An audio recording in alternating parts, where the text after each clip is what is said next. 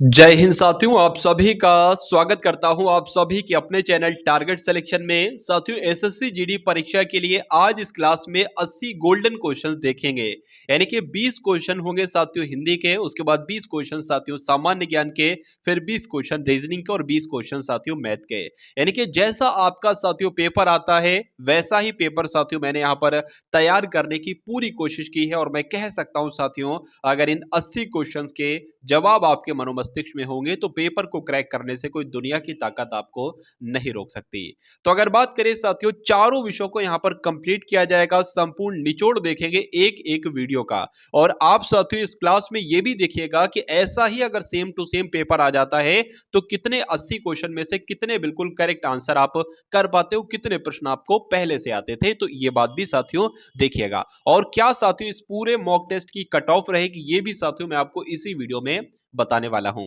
चलिए, तो हिंदी का पहला उपन्यास साथियों किसे माना जाता है? परीक्षा गुरु की अगर बात करें तो इसको हिंदी का पहला उपन्यास माना जाता है। और अगर आपसे पूछ ये लिया जाए कि परीक्षा गुरु किसकी कृति है, तो लाला श्रीनिवास की कृति है। या दूसरा पॉइंट आपको ध्यान रखना है, अगर आपसे ये पूछा जाए कि हिंदी का पहला उपन्यास किसने लिखा था, तो लाला श्रीनिवास ने लिखा था। 2 से 3 पॉइंट जो मैंने आपको बताए हैं वो आप लोग ध्यान रखेंगे। अब उसके बाद देखिए, बड़ा आ उपसर्ग से बना शब्द इसमें से कौन सा? यानी कि इन चारों ऑप्शन में से आपको एक ऐसा शब्द ढूंढना है साथियों, ऐसा ऑप्शन ढूंढना है आपको जिसमें आ उपसर्ग के रूप में है। तो यहां पर तो साथियों छोटा आ है, यहां पर भी छोटा आ है, यहां पर भी छोटा आ है। बड़ा आ की अगर बात करें तो बड़ा आ साथियों आपके ऑप्शन नंबर डी में है। और जब आ जन्म शब्द का संधि विच्छेद करेंगे तो आ अलग निकलेगा और जन्म अलग निकलेगा। तो आ जो होगा ना साथियों वही तो आपका उपसर्ग होगा, इसलिए जिनका आंसर यहां पर डी है तो बिल्कुल करेक्ट है। अब उसके बाद देखिए अगले नंबर का साथियों क्वेश्चन आपकी स्क्रीन पर है कि निम्न में से कौन सा युग्म विपरीत आर्तक नहीं है। यानी कि कौन कौन सा ऐसा ऑप्शन है जो एक दूसरे का विलोम नहीं है, यह आपसे पूछा जा रहा है। देखिए, कंजूस का विलोम होता है उदार, बिल्कुल सही। उसके अलावा उच्च का विलोम होता है नीच, बिल्कुल सही। उदय का विलोम साथियों उग्र नहीं होता है, आपने सुना होगा सूर्य उदय, और सूर्य उदय का विलोम क्या होता है? सूर्य अस्त। यानी कि उदय का साथियों विलोम क्या हो जाएगा? अस्त हो जाएगा। और उसके अलावा अगर बात करें उत्थान का विलोम क्या होता है? तो पतन होता है। तो कौन सा विलोम की अगर बात करें जोड़ी गलत थी साथियों, तो ऑप्शन नंबर सी वाली गलत थी। गलत है तो यही आपका बिल्कुल सही उत्तर है। अब उसके बाद देखिए अगले नंबर का साथियों प्रश्न आपकी स्क्रीन पर है, देखिए और बताइए क्या इस क्वेश्चन का राइट आंसर होगा, बताइए। चलिए,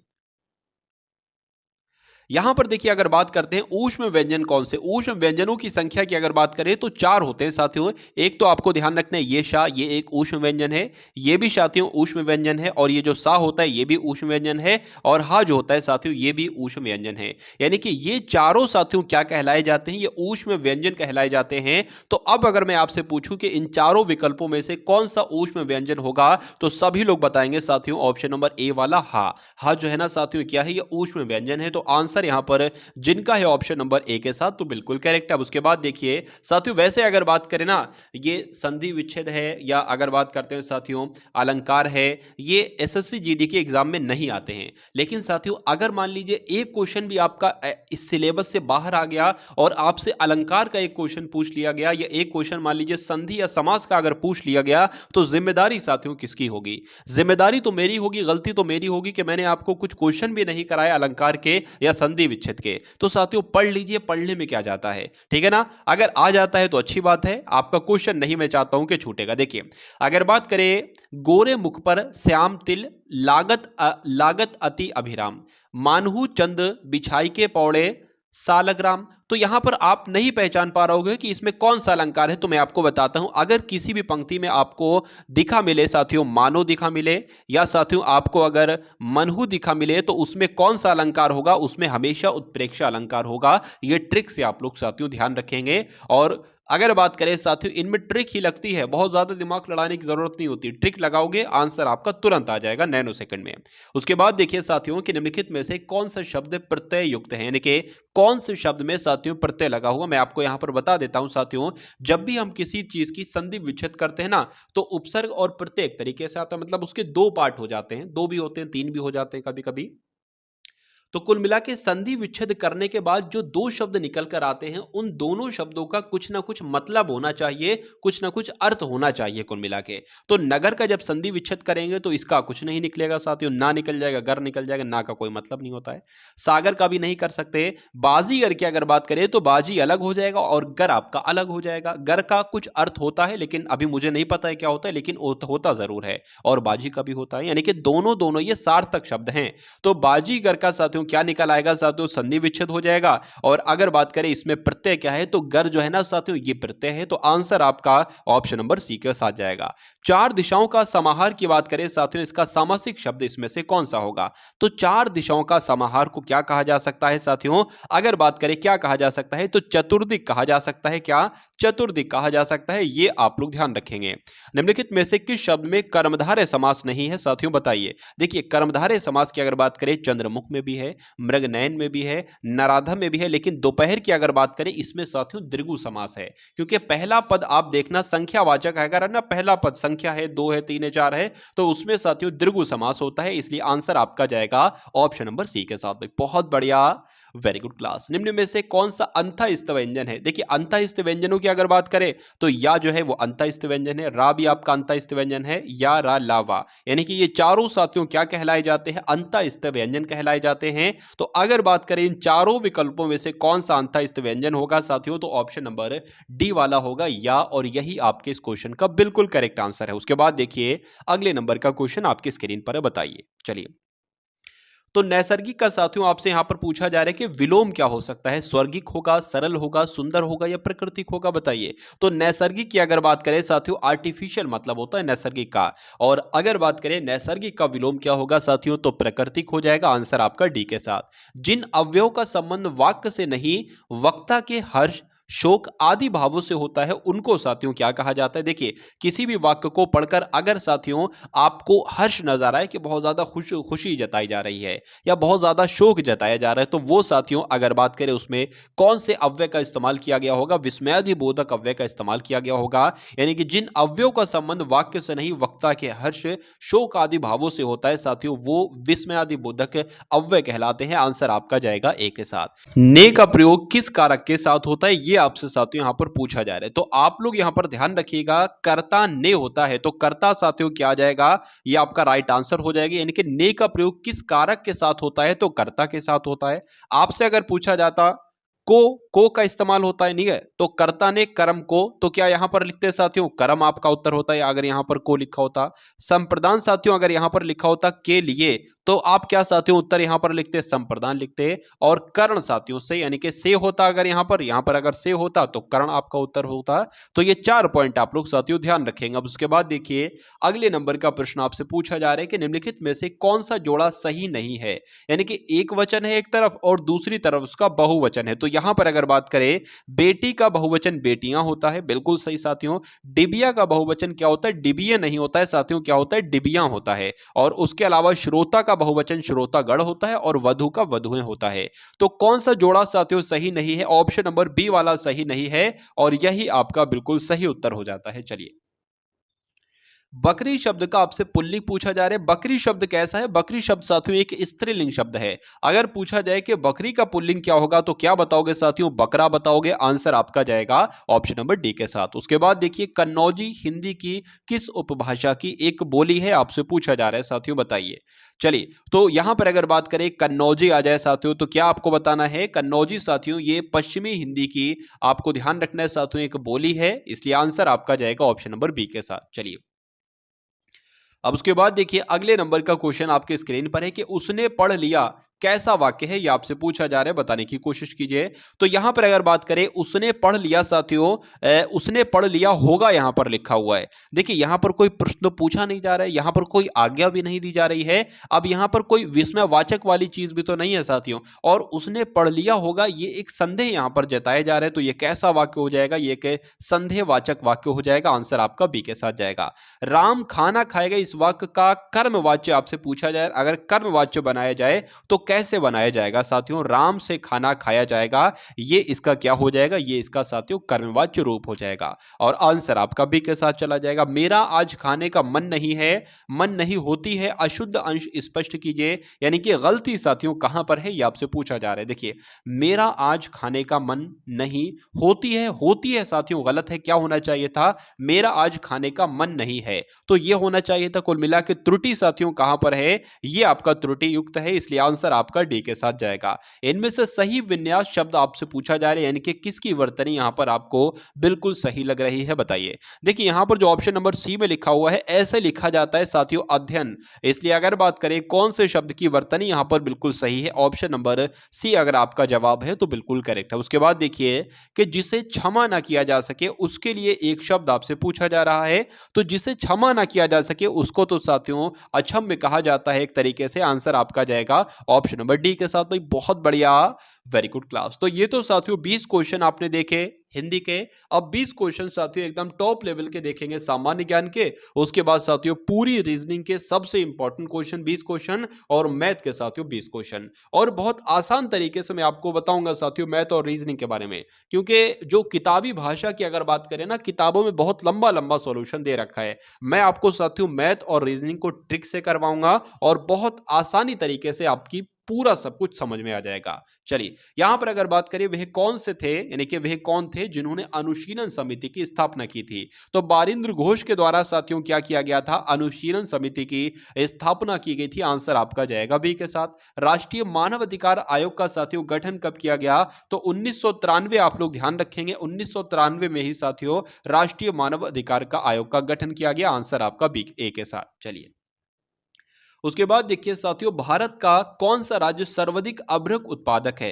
देखिए सबसे अगर बात यहां पर करें कि ऐसा कौन सा राज्य है जहां पर सबसे ज्यादा उत्पादन किया जाता है अभ्रक का, तो आप बताना आंध्र प्रदेश। क्या बताना, आंध्र प्रदेश। लेकिन यहां पर पूछा जा रहा है कि इनमें से ऐसा कौन सा राज्य है जहां पर सर्वाधिक उत्पादन किया जाता है अभ्रक का, तो साथियों आंसर आपका झारखंड के साथ जाएगा। वैसे आंध्र प्रदेश आप लोग ध्यान रखेंगे सबसे ज्यादा वही उत्पादन किया जाता है। महाद्वीप अलग जो होते हैं ना, वो कैसे होते हैं, ज्वालामुखी फूटने से अलग होते हैं, या विवर्तनिक क्रिया से अलग होते हैं, या चट्टानों के वलन और भ्रंशन से अलग होते हैं, कैसे अलग होते हैं, तो आप लोग ध्यान रखेंगे साथियों जो विवर्तनिक क्रिया होती है ना, इसके कारण ही महाद्वीप एक महाद्वीप दूसरे महाद्वीप से अलग होता है। तो आंसर आपका जाएगा बी के साथ। अब उसके बाद देखिए अगले नंबर का क्वेश्चन है कि निम्नलिखित में से कौन सा सौरमंडल का भाग नहीं है। तो साथियों सौरमंडल के अंतर्गत आपने धूमकेतु के बारे में भी पढ़ा होगा, ग्रहों के बारे में भी पढ़ा होगा और क्षुद्र ग्रहों के बारे में भी पढ़ा होगा, लेकिन निहारिका के बारे में साथियों नहीं पढ़ा होगा। तो सौरमंडल का भाग कौन सा नहीं है, ऑप्शन नंबर डी वाला नहीं है। आंसर आपका डी के साथ जाएगा। किम्बरले साथियों, किम्बरले की खानें आपने बहुत सुनी होंगी, तो किम्बरले की खानें किसके लिए प्रसिद्ध हैं, स्वर्ण खनन के लिए, हीरे के खनन के लिए, इस्पात उद्योग के लिए, या ऑटोमोबाइल उद्योग के लिए। तो यहां पर आप लोग ध्यान रखेंगे हीरे की खानों के लिए साथियों ये प्रसिद्ध हैं, हीरा खनन के लिए जानी जाती हैं किम्बरले की खानें। तो आंसर आपका अगर है ऑप्शन नंबर बी के साथ तो बिल्कुल करेक्ट है। चलिए भारत की संचित निधि से निधि निकालने के लिए निम्नलिखित में से किसका अनुमोदन अनिवार्य होता है, राष्ट्रपति का, संसद का, प्रधानमंत्री का, या वित्त मंत्री का। तो साथियों किसकी जरूरत पड़ती है, अनुमोदन साथियों अनिवार्य रहता है, तो भारत की संसद का अनुमोदन अनिवार्य रहता है अगर भारत की संचित निधि से साथियों कुछ निकालना है हमें। तो आंसर आपका जाएगा ऑप्शन नंबर बी के साथ, यानी कि पैसा ही निकालना होगा और क्या साथियों, संचित निधि से निकाला जाएगा। उसके बाद देखिए अगले नंबर का क्वेश्चन आपकी स्क्रीन पर है, पूछा आपसे जा रहा है कि राज्य विधानसभा में कोई भी धन विधेयक को पुनः स्थापित नहीं किया जा सकता है। तो पुनः स्थापित नहीं किया जा सकता है बगैर संसद की संस्तुति से, राज्य के राज्यपाल की संस्तुति से, या भारत के राष्ट्रपति की संस्तुति से, या मंत्रियों की विशेष समिति की संस्तुति के। तो यहां पर साथियों अगर बात करें कि इस क्वेश्चन का राइट आंसर आपका क्या होगा, बताने की कोशिश कीजिए। तो आप लोग ध्यान रखेंगे राज्य के राज्यपाल की संस्तुति के बगैर साथियों राज्य विधानसभा में कोई भी धन विधेयक को पुनः स्थापित नहीं किया जा सकता है। तो आंसर आपका किस ऑप्शन के साथ जाएगा, ऑप्शन नंबर बी के साथ जाएगा। अब अगले नंबर का सवाल देखिए और बताइए कि राइट आंसर साथियों क्या होगा। देखिए यहां पर साथियों एसएससी जीडी की अगर बात करें, जो भी आपका एग्जाम है, ठीक है, तो अगर साथियों जब हम बात करते हैं सिंपल क्वेश्चंस की और मॉडरेट क्वेश्चन की, मैं आपकी पकड़ बनवा रहा हूं साथियों, मैं आपकी कमांड करवा रहा हूं किस पर, सिंपल टू मॉडरेट क्वेश्चन पर, क्योंकि साथियों यही 75% आते हैं। तो अगर साथियों जब एग्जाम में आप 75 टू 80% क्वेश्चन कर दोगे तो हार्ड क्वेश्चन की आपको करने की वैसे ही जरूरत नहीं है, ठीक है ना। और अगर साथियों आपने हार्ड क्वेश्चन थोड़े बहुत कर दिए तो बहुत अच्छी बात है, यानी कि मैं आपको साथियों सिलेक्शन की राह पर चला रहा हूं, ठीक है। और वैसे भी साथियों एसएससी जीडी में टाइम बहुत कम होता है, तो कठिन क्वेश्चन की अगर बात करें उसको अटेम्प्ट ना ही करो, क्योंकि एक कठिन क्वेश्चन कर पाओगे जितनी देर में, उतनी देर में साथियों सरल वाले 2 क्वेश्चन कर डालोगे आप, ठीक है। तो कुल मिला के अगर बात करें मैथ में आप लगभग लगभग 17 क्वेश्चन साथियों के आसपास कर डालोगे, और रीजनिंग की बात करें तो 18 से 19 क्वेश्चन भी आप बहुत आराम से कर डालोगे, ठीक है। चलिए वैसे अगर बात करें थोड़ा सा लेवल अगर ठीक आ जाता है, थोड़ा सा सिंपल टाइप के क्वेश्चन आ जाते हैं, तो 20 में से 20 भी रीजनिंग और मैथ में बहुत आराम से किए जा सकते हैं। और हिंदी में तो साथियों 20 में से 20 बहुत आराम से ही मैं आपके करवा दूंगा, ठीक है ना। जितना आपको पढ़ाया जा रहा है उतना बहुत ध्यान से आप लोग पढ़िए। चलिए, तो स्टेट बैंक ऑफ इंडिया की बात करें यानी कि एसबीआई बैंक की बात करें साथियों, तो इसका राष्ट्रीयकरण कब किया गया था ये आपसे पूछा जा रहा है। तो आप लोग ध्यान रखेंगे 1 जुलाई 1955 को किया गया था। उसके बाद देखिए, एक उच्च न्यायालय का न्यायाधीश अपना त्यागपत्र किसे संबोधित करता है। तो उच्च न्यायालय का जो न्यायाधीश होता है साथियों, ये अपना त्यागपत्र राष्ट्रपति को संबोधित करता है। आंसर आपका जाएगा ए के साथ। उसके बाद देखिए, उत्तर प्रदेश को 4 छोटे प्रदेशों में बांटने का प्रस्ताव उत्तर प्रदेश विधानसभा में कब पारित हुआ था। तो कब पारित हुआ था साथियों, आप लोग ध्यान रखेंगे 21 नवंबर 2011 को पारित हुआ था। इसलिए सही जवाब की अगर बात करें, आंसर आपका बी के साथ जाएगा। ब्लॉक स्तर पर पंचायत समिति, यानी कि कौन सी साथियों पंचायत समिति ब्लॉक स्तर पर है, आपसे पूछी जा रही है, बताइए। तो आप लोग यहां पर ध्यान रखेंगे, जो प्रशासनिक साथियों प्राधिकरण है ना, ये साथियों ब्लॉक स्तर पर पंचायत समिति है। आप लोग ध्यान रखेंगे, आंसर आपका बी के साथ जाएगा। डीआरडीओ द्वारा निर्मित भारत के पहले मानव रहित टैंक का नाम साथियों क्या था। तो उसका नाम साथियों मंत्रा था। क्या नाम था, मंत्रा। यानी कि अगर बात करें डीआरडीओ द्वारा निर्मित भारत के पहले मानव रहित टैंक का नाम क्या था, मंत्रा था। आंसर आपका ए के साथ। राजीव आवास योजना की अगर बात करते हैं साथियों, तो इसका उद्देश्य क्या था, यह क्यों शुरू की गई थी, किस वजह से इसको शुरू किया गया था। क्या गरीबी की रेखा से नीचे के परिवारों को निःशुल्क मकान प्रदान करने के लिए, या अनुसूचित जाति और अनुसूचित जनजाति के परिवारों को निःशुल्क आवास प्रदान करने के लिए, या ग्रामीण क्षेत्रों में मकान बनाने के लिए ब्याज मुक्त ऋण प्रदान करना, या भारत को कच्ची बस्ती मुक्त कराना। यानी कि भारत में साथियों कच्ची बस्ती, यानी कि भारत को कच्ची बस्ती से मुक्त कराने के लिए ही साथियों किसको शुरू किया गया, राजीव आवास योजना को शुरू किया गया। इसलिए आंसर आपका जो जाएगा वो ऑप्शन नंबर डी के साथ जाएगा। चलिए, उसके बाद देखिए कि उत्तर प्रदेश में दिया सलाई साथियों उद्योग का प्रमुख केंद्र क्या है, आपसे यह साथियों यहां पर पूछा जा रहा है, तो बताने की कोशिश करेंगे। तो राइट आंसर की अगर बात करें, बरेली आपका सही जवाब हो जाता है। बात करें इसकी, जिसके लिए चुनार प्रसिद्ध है, चुनार किसके लिए प्रसिद्ध है साथियों, ये आपसे पूछा जा रहा है, बताने की कोशिश करेंगे। तो चुनार की जब हम साथियों यहां पर बात करते हैं, तो क्या आपका राइट आंसर हो सकता है, बताने की कोशिश करेंगे। तो सीमेंट उद्योग के लिए साथियों है ये चुनार। और चुनार की अगर बात करें, चुनार है कहां पर, तो ये साथियों मिर्जापुर में है। मिर्जापुर में मतलब एक शहर है चुनार, और वो शहर किसके लिए जाना जाता है, तो सीमेंट उद्योग के लिए जाना जाता है। उसके बाद देखिए, उत्तर प्रदेश की प्रमुख वाणिज्यिक उपज कौन सी है, तो कॉमर्शियल क्रॉप की अगर बात करें कि यूपी की क्या है, तो कपास नहीं साथियों, गन्ना। आप लोग ध्यान रखें, क्या सही उत्तर की जब हम बात करते हैं तो गन्ना आपके इस क्वेश्चन का बिल्कुल सही जवाब हो जाएगा। उसके बाद देखिए, उत्तर प्रदेश में लघु एवं मध्यम उपक्रमों को जिसके द्वारा दीर्घकालीन ऋण उपलब्ध कराया जाता है वो है, तो वो साथियों क्या है, वो उत्तर प्रदेश वित्तीय निगम है। ये आप लोग ध्यान रखेंगे, आंसर आपका जाएगा ऑप्शन नंबर सी के साथ। चलिए, अब उसके बाद देखिए, अगले नंबर का प्रश्न आपकी स्क्रीन पर है। आपसे यहां पर पूछा जा रहा है कि विश्व ओजोन दिवस साथियों कब मनाया जाता है। तो विश्व ओजोन दिवस तो साथियों ये 16 सितंबर को मनाया जाता है। राइट आंसर आपका अगर है ऑप्शन नंबर ए के साथ, तो बिल्कुल करेक्ट है। आयरलैंड की राजधानी क्या है और आयरलैंड की मुद्रा क्या है। तो आयरलैंड की राजधानी तो साथियों डबलिन है, और मुद्रा की अगर बात करें तो मुद्रा साथियों यूरो है। अब हम लोग यहां पर देखेंगे 20 प्रश्न रीजनिंग के, जैसे आपसे एग्जाम में आपके पूछे जाएंगे। उसके बाद 20 क्वेश्चन साथियों मैथ के देखेंगे। तो यहां पर साथियों बात करें रीजनिंग का, पहला प्रश्न है, इसका जवाब आप सभी लोग देने की कोशिश कीजिए कि वह आरेख आपको चुनना है जो चाहे कॉफी और पेय के मध्य संबंध का सही निरूपण करता है। देखिए, अगर मान लेते हैं साथियों ये क्या है, ये पेय है। पेय का मतलब क्या है, मतलब कोई भी पेय पदार्थ है, अगर कोई लिक्विड चीज है तो वो पी सकते हैं साथियों, एक तरीके से कहें। जैसे कि कॉफी है, कॉफी मतलब पीने योग्य चीज बात कर रहा हूं मैं। जैसे कि कॉफी है, चाय है, ठीक है, तो ये सब साथियों पी जा सकती है। पानी है, तो अगर बात करें ये सब पेय पदार्थों के अंतर्गत आ जाएगी। चाय जो होगा ना साथियों, चाय यहाँ पर ये बन जाएगी और कॉफी ये बन जाएगी। अलग अलग क्यों बनेगी, क्योंकि साथियों चाय कॉफी नहीं हो सकती और कॉफी चाय नहीं हो सकती, दोनों अलग अलग होती है। तो इस टाइप का देखिए साथियों कहां पर आपको नजर आ रहा है, इस टाइप का तो ऑप्शन नंबर बी में नजर आ रहा है।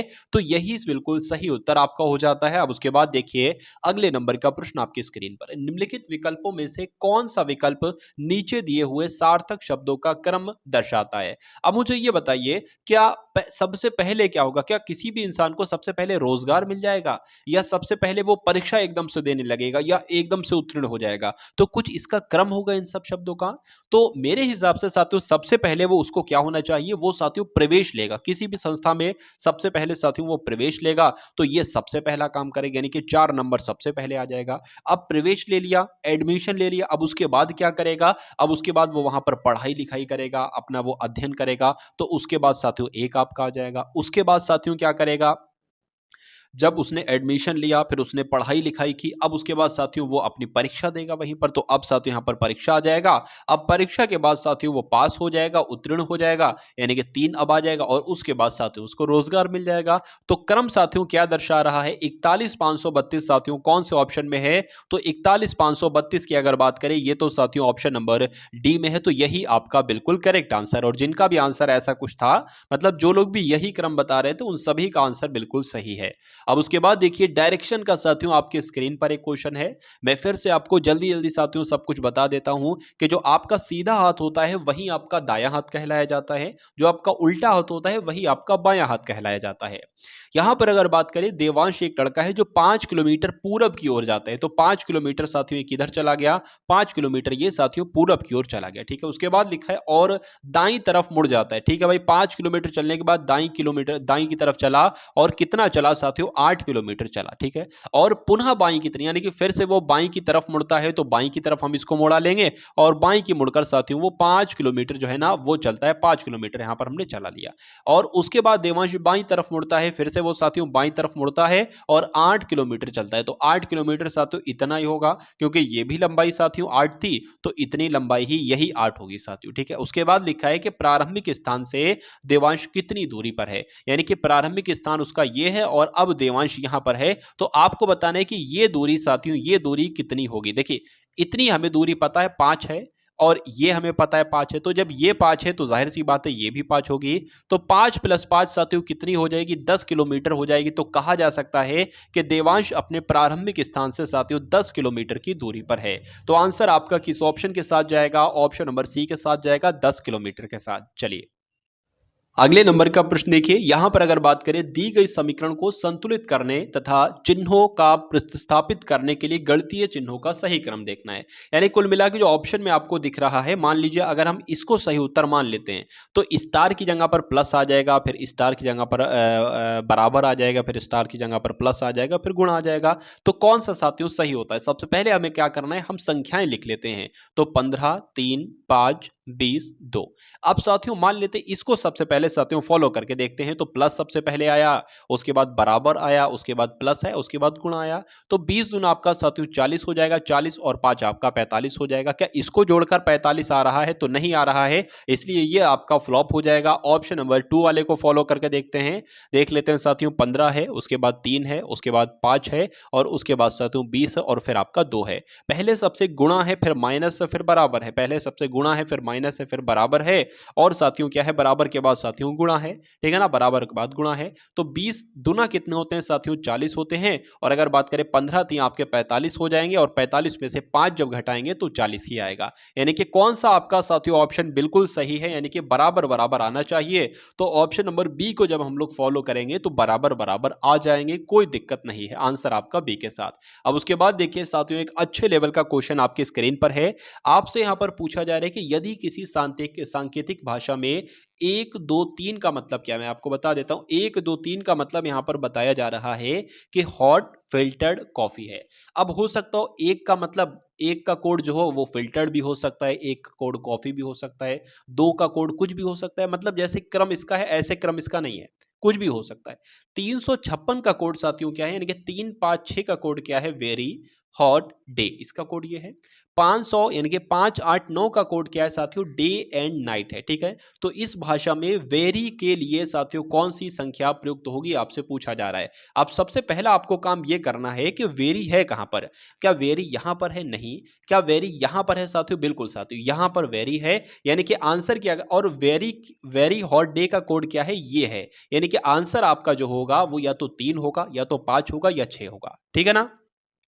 तो अब अगर बात करें मतलब इसमें 3 5 6 में हॉट का कोड भी है और डे का कोड भी है। तो सबसे पहले हमें हॉट का कोड और डे का कोड मालूम करना पड़ेगा, आंसर वेरी का कोड आपको खुद मिल जाएगा। अच्छा यहां पर भी देखिए हॉट लिखा हुआ है, मतलब यहां पर भी हॉट लिखा है, इसका मतलब इसमें और इसमें कोई संख्या मिल रही होगी, वो आपका किसका कोड होगा, वो आपका हॉट का कोड होगा।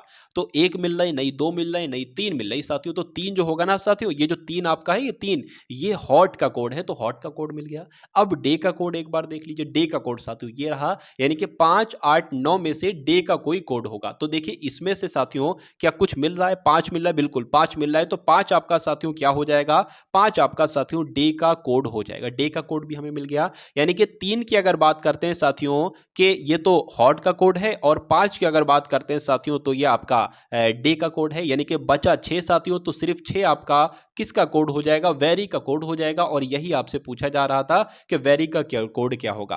तो आंसर आपका किस ऑप्शन के साथ जाएगा साथियों, ऑप्शन नंबर सी के साथ जाएगा, यानी कि 6 जो है ना ये वेरी का ही कोड है। अब उसके बाद देखिए अगले नंबर का क्वेश्चन आपके स्क्रीन पर है, देखिए और बताइए कि सही जवाब यहां पर आपका क्या होगा। कथन साथियों आपके सामने यहां पर लिखा हुआ है कि कुछ स्केल पेंसिल हैं। तो मान लेते हैं साथियों ये हमने क्या बना ली, ये हमने साथियों बना लेते हैं यहां पर स्केल। तो ये स्केल हो गए, और यहां पर थोड़े से इतने से स्केल साथियों ये क्या हो जाएंगी, ये आपकी पेंसिल हो जाएंगी, ठीक है। इतने से स्केल आपके क्या हो जाएंगे, पेंसिल हो जाएगी। दूसरा कथन क्या कहता है, कुछ रबर पेंसिल है, कुछ रबर मान लेते हैं साथियों क्या कि इतनी रबर साथियों क्या आपकी पेंसिल है, तो इतनी रबर आपकी पेंसिल हो जाएंगी। अब साथियों यहां पर हम लोग बढ़ते हैं निष्कर्ष की तरफ, बढ़ते हैं और देखते हैं कौन सा निष्कर्ष सही है और कौन सा निष्कर्ष गलत है। तो पहले निष्कर्ष में लिखा है कि कुछ पेंसिल रबर है। मुझे ये बताइए क्या कुछ पेंसिल रबर यहां पर आपको नजर आ रही है, कुछ पेंसिल, ये इतनी सारी पेंसिल हैं और ये कुछ पार्ट साथियों रबर। तो कहा तो बिल्कुल सही जा रहा है, कुछ पेंसिल रबर है, बिल्कुल सही है। और ऐसे आता अगर कुछ रबर पेंसिल है तो वो भी सही होता, तो कुल मिला के ये आपका सही हो जाएगा। उसके बाद साथियों लिखा हुआ है कि कुछ पेंसिल स्केल है, क्या पेंसिल साथियों ये है और स्केल ये है, क्या कुछ पेंसिल स्केल नहीं है, तो बिल्कुल है साथियों, कुछ पेंसिल भी स्केल है और कुछ स्केल भी पेंसिल हैं, तो ये भी आपका सही हो जाएगा। लेकिन अगर आपसे ये पूछा जाता क्या कुछ स्केल रबर है, तो ये आपका गलत हो जाता। तो कुल मिला के अगर बात करें दोनों ही निष्कर्ष यहां पर साथियों निकलते हैं, आंसर आपका जाएगा डी के साथ। भाई बहुत बढ़िया, वेरी गुड क्लास साथियों। इस प्रकार से अगर आप पढ़ते रहेंगे तो मैं आपको साथियों उस मुकाम तक पहुंचा दूंगा, यानी कि उतनी प्रैक्टिस साथियों आपकी करवा दूंगा कि एग्जाम में आपको कोई हरा ना पाए, और साथियों आप सबको पछाड़ दो और अपने एग्जाम को क्रैक करके एक अपनी सीट, एक अपना हक साथियों आप ले लो। चलिए उसके बाद देखिए अगले नंबर का क्वेश्चन आपके स्क्रीन पर है कि नीचे एक ही पासे के दो प्रारूपों को दर्शाया गया है। इस पासे के निचले फलक पर जब बिंदु की संख्या 3 हो, क्या हो साथियों 3 हो, तो इसके ऊपर के फलक पर बिंदु की संख्या कितनी होगी। यानी कि कुल मिला के आपसे 3 का विपरीत पूछा जा रहा है। तो इसको थोड़ा सा साथियों हम क्या कर लेते हैं, इसको थोड़ा सा साथियों जूम कर लेते हैं। अब यहाँ पर 6 है, यहाँ पर 4 है, यहाँ पर 2 है, यहाँ पर 4 है, यहाँ पर 3 है, यहाँ पर 2 है। यानी कि अगर बात करें 3 का विपरीत आपसे पूछा जा रहा है, तो ये तो साथियों 4 नहीं हो सकता और 2 नहीं हो सकता। 3 का विपरीत साथियों 4 नहीं हो सकता और 2 नहीं हो सकता। अच्छा अब यहां पर देखिए कि ये भी साथियों 2 लिखा हुआ है, 2 पॉइंट वाला, और ये भी साथियों जो है ना साइड 2 वाली है। तो अगर साथियों यहां पर हम लोग बात करते हैं जब, ठीक है। अच्छा अब ये देखिए यहां पर साथियों 4 है और ये भी 4 है, यानी कि जब हमने इसको इस तरीके से इधर ले आए, यानी कि इसको कैसे घुमाएंगे, ऐसे करके ऐसे घुमाएंगे तभी तो यहां पर साथियों 4 आएगा। ध्यान दीजिए ये 4 सेम है और ये 4 सेम है। तो जब अगर बात करें साथियों, यानी कि अगर बात करें 4 के इधर की तरफ क्या है साथियों 3 है, तो जाहिर सी बात है 4 के इधर की तरफ क्या होगा साथियों 3 होगा। नीचे 2 की बात नहीं कर रहा मैं, इसकी तरफ बात कर रहा हूं। तो ये आपका क्या हो जाएगा, ये साथियों आपका यहां पर 3 हो जाएगा और 3 ये है तो 3 का विपरीत क्या होगा, 3 का विपरीत साथियों 6 होगा। तो 3 के विपरीत आपसे पूछा गया है, 3 का विपरीत साथियों क्या हो जाएगा, 6 हो जाएगा। सॉरी 3 का विपरीत क्या हो जाएगा, 6 हो जाएगा। आंसर आपका जाएगा ऑप्शन नंबर ए के साथ। थोड़ा सा ध्यान से देखिएगा साथियों, बहुत आसान सा प्रश्न है, आपकी समझ में आ जाएगा मैं उम्मीद करता हूं। अब उसके बाद देखिए अगले नंबर का क्वेश्चन आपकी स्क्रीन पर है कि श्रृंखला को आपको पूरा करना है। ऐसी श्रृंखला साथियों आपके एग्जाम में आएगी और आपसे पूछा जाएगा कि C4X है, उसके बाद F9U है, उसके बाद I16R है, तो उसके बाद आपको बताने यहां पर क्या आ सकता है। तो सबसे पहले अगर बात करें, ये साथियों C है 6 3 पर होती है, ये F है 6 पर होती है, ये साथियों I है 9 पर होती है, मतलब 3 3 3 बढ़ रहा है। तो यहां पर साथियों क्या आ जाएगा, यहां पर L आ जाएगा और L बार पर होता है। अच्छा ये 4 है 9 है 16 है, कैसे मतलब स्क्वायर है, बढ़ रहा है मेरे ख्याल से। तो 2 का स्क्वायर फिर 3 का स्क्वायर फिर 4 का स्क्वायर, तो साथियों क्या आ जाएगा, फिर 5 का स्क्वायर आ जाएगा, यानी कि 5 का स्क्वायर साथियों 25 होता है। तो क्या L 25 कहीं पर लिखा हुआ है साथियों, लिखा हुआ है ऑप्शन नंबर बी में लिखा हुआ है, तो यही आपका बिल्कुल करेक्ट आंसर हो जाता है भाई, बहुत बढ़िया, वेरी गुड क्लास। अब उसके बाद अगर बात करें, ये आपका 24 पर होता है, 3 घटाए 21 पर आ गया, 3 घटाए 18 पर आ गया, 3 घटाएंगे तो ओ यहां पर साथियों आ जाएगा। तो कुल मिला के साथियों आपका आंसर अगर है ऑप्शन नंबर बी के साथ तो बिल्कुल करेक्ट हो जाता है। उसके बाद देखिए कि विकल्पों में से विषम शब्द युग्म अक्षर को आपको चुनना है, यानी कि 4 ऑप्शन आपके स्क्रीन पर है, विक्रय, वस्तु विनिमय, उधार लेना, क्रय करना। इसमें से आपको सबसे अलग बताना है कौन सा विकल्प आपको सबसे अलग लग रहा है। देखिए उधार लेना एक तरीके से यहां पर नेगेटिव पॉइंट हो जाएगा और ये सबसे क्या हो जाएगा और सबसे साथियों अलग भी हो जाएगा। तो विषम साथियों इसमें से कौन सा है, ऑप्शन नंबर सी वाला है और यही आपका बिल्कुल सही जवाब हो जाता है। चलिए अब उसके बाद देखिए इसमें से भी आपको बताने कि इन चारों ऑप्शन में से सबसे विषम साथियों ऑप्शन कौन सा है। तो जी की बात करें 7 पर होता है, H 8 पर होता है, I 9 पर होता है, M 13 पर होता है। जे की बात करें साथियों 10 पर होता है, L 12 पर होता है, O 15 पर होता है, S 19 पर होता है। उसके बाद साथियों H आपका 8 पर होता है, J 10 पर होता है, M 13 पर होता है, Q 17 पर होता है। P की अगर बात करें P 16 पर होता है, R 18 पर होता है, U 21 पर होता है और Y साथियों ये 25 पर होता है। तो देखिए जरा, देखिए यहां पर अगर बात करें साथियों 2 बढ़ाया फिर 3 बढ़ाया फिर 4 बढ़ाया, 2 बढ़ाया 3 बढ़ाया फिर 4 बढ़ाया, 2 बढ़ाया 3 बढ़ाया फिर 4 बढ़ाया। यहां पर अगर बात करें 1 बढ़ रहा है और उसके बाद 1 बढ़ रहा है, तो सबसे विषम साथियों यानी कि सबसे अलग रूल किसमें लगा है, तो ऑप्शन नंबर ए वाले में लगा है। तो यही आपका बिल्कुल करेक्ट आंसर हो जाता भाई, बहुत बढ़िया, वेरी गुड क्लास। तो जिनका भी आंसर यहां पर ए के साथ था तो बिल्कुल करेक्ट है। अब उसके बाद देखिए इसमें से भी आपको बताना है कि सबसे अलग कौन सा है, 42 है, 56 है, 24 है, 28 है। सबसे अलग आपको बताना है कि सबसे अलग साथियों आपको कौन सा नजर आ रहा है, बताइए। वैसे देखा जाए तो यह भी हो सकता था कि 4 3 इसमें से साथियों सम होते, एक विषम होता। यह भी हो सकता था कि 3 विषम होते, एक सम होता, लेकिन इसमें ऐसा तो है नहीं। चारों की चारों संख्याएं क्या है साथियों, चारों की चारों संख्याएं आपकी क्या है साथियों, सम है।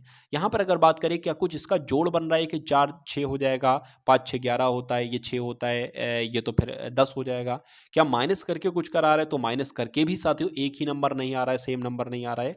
तो यहां पर अगर बात करें, देखिए यहां पर अगर बात करें, ये आपका साथियों 7 से कट जाएगा पूरा पूरा, और ये भी साथियों आपका जो है ना वो 7 से कट जाएगा और ये भी 7 से कट जाएगा, लेकिन ये साथियों 7 से नहीं कटेगा। अब 7 से नहीं कटेगा साथियों तो यही आपका राइट आंसर, यानी कि 7 के पहाड़े में ये भी आता है, ये भी आता है, ये भी आता है, लेकिन 24 नहीं आता है। तो यही आपका सबसे अलग हो जाएगा और सबसे साथियों विषम हो जाएगा।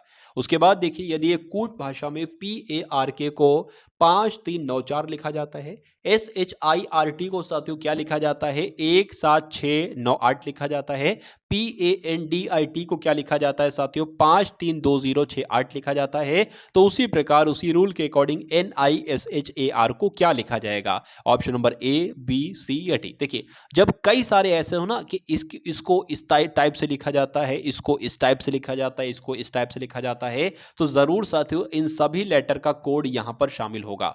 तो क्या देखिए N यहां पर शामिल है साथियों, N आपका ये शामिल है, N तीसरे नंबर पर है, तो यहां पर तीसरे नंबर पर 2 है, यानी कि n का कोड हो गया 2 और ऑप्शन में हर जगह 2 है साथियों, तो यही रूल आपका लगेगा। IS का देख लीजिए साथियों, I आपका यहाँ पर है यानी कि 6 यहाँ पर आ जाएगा। S कहाँ पर है साथियों, S आपका ये है यानी कि 5 आ जाएगा साथियों, यहाँ पर 5 हो जाएगा। और H की अगर बात करें, H कहाँ पर है, H आपका 3 हो जाएगा।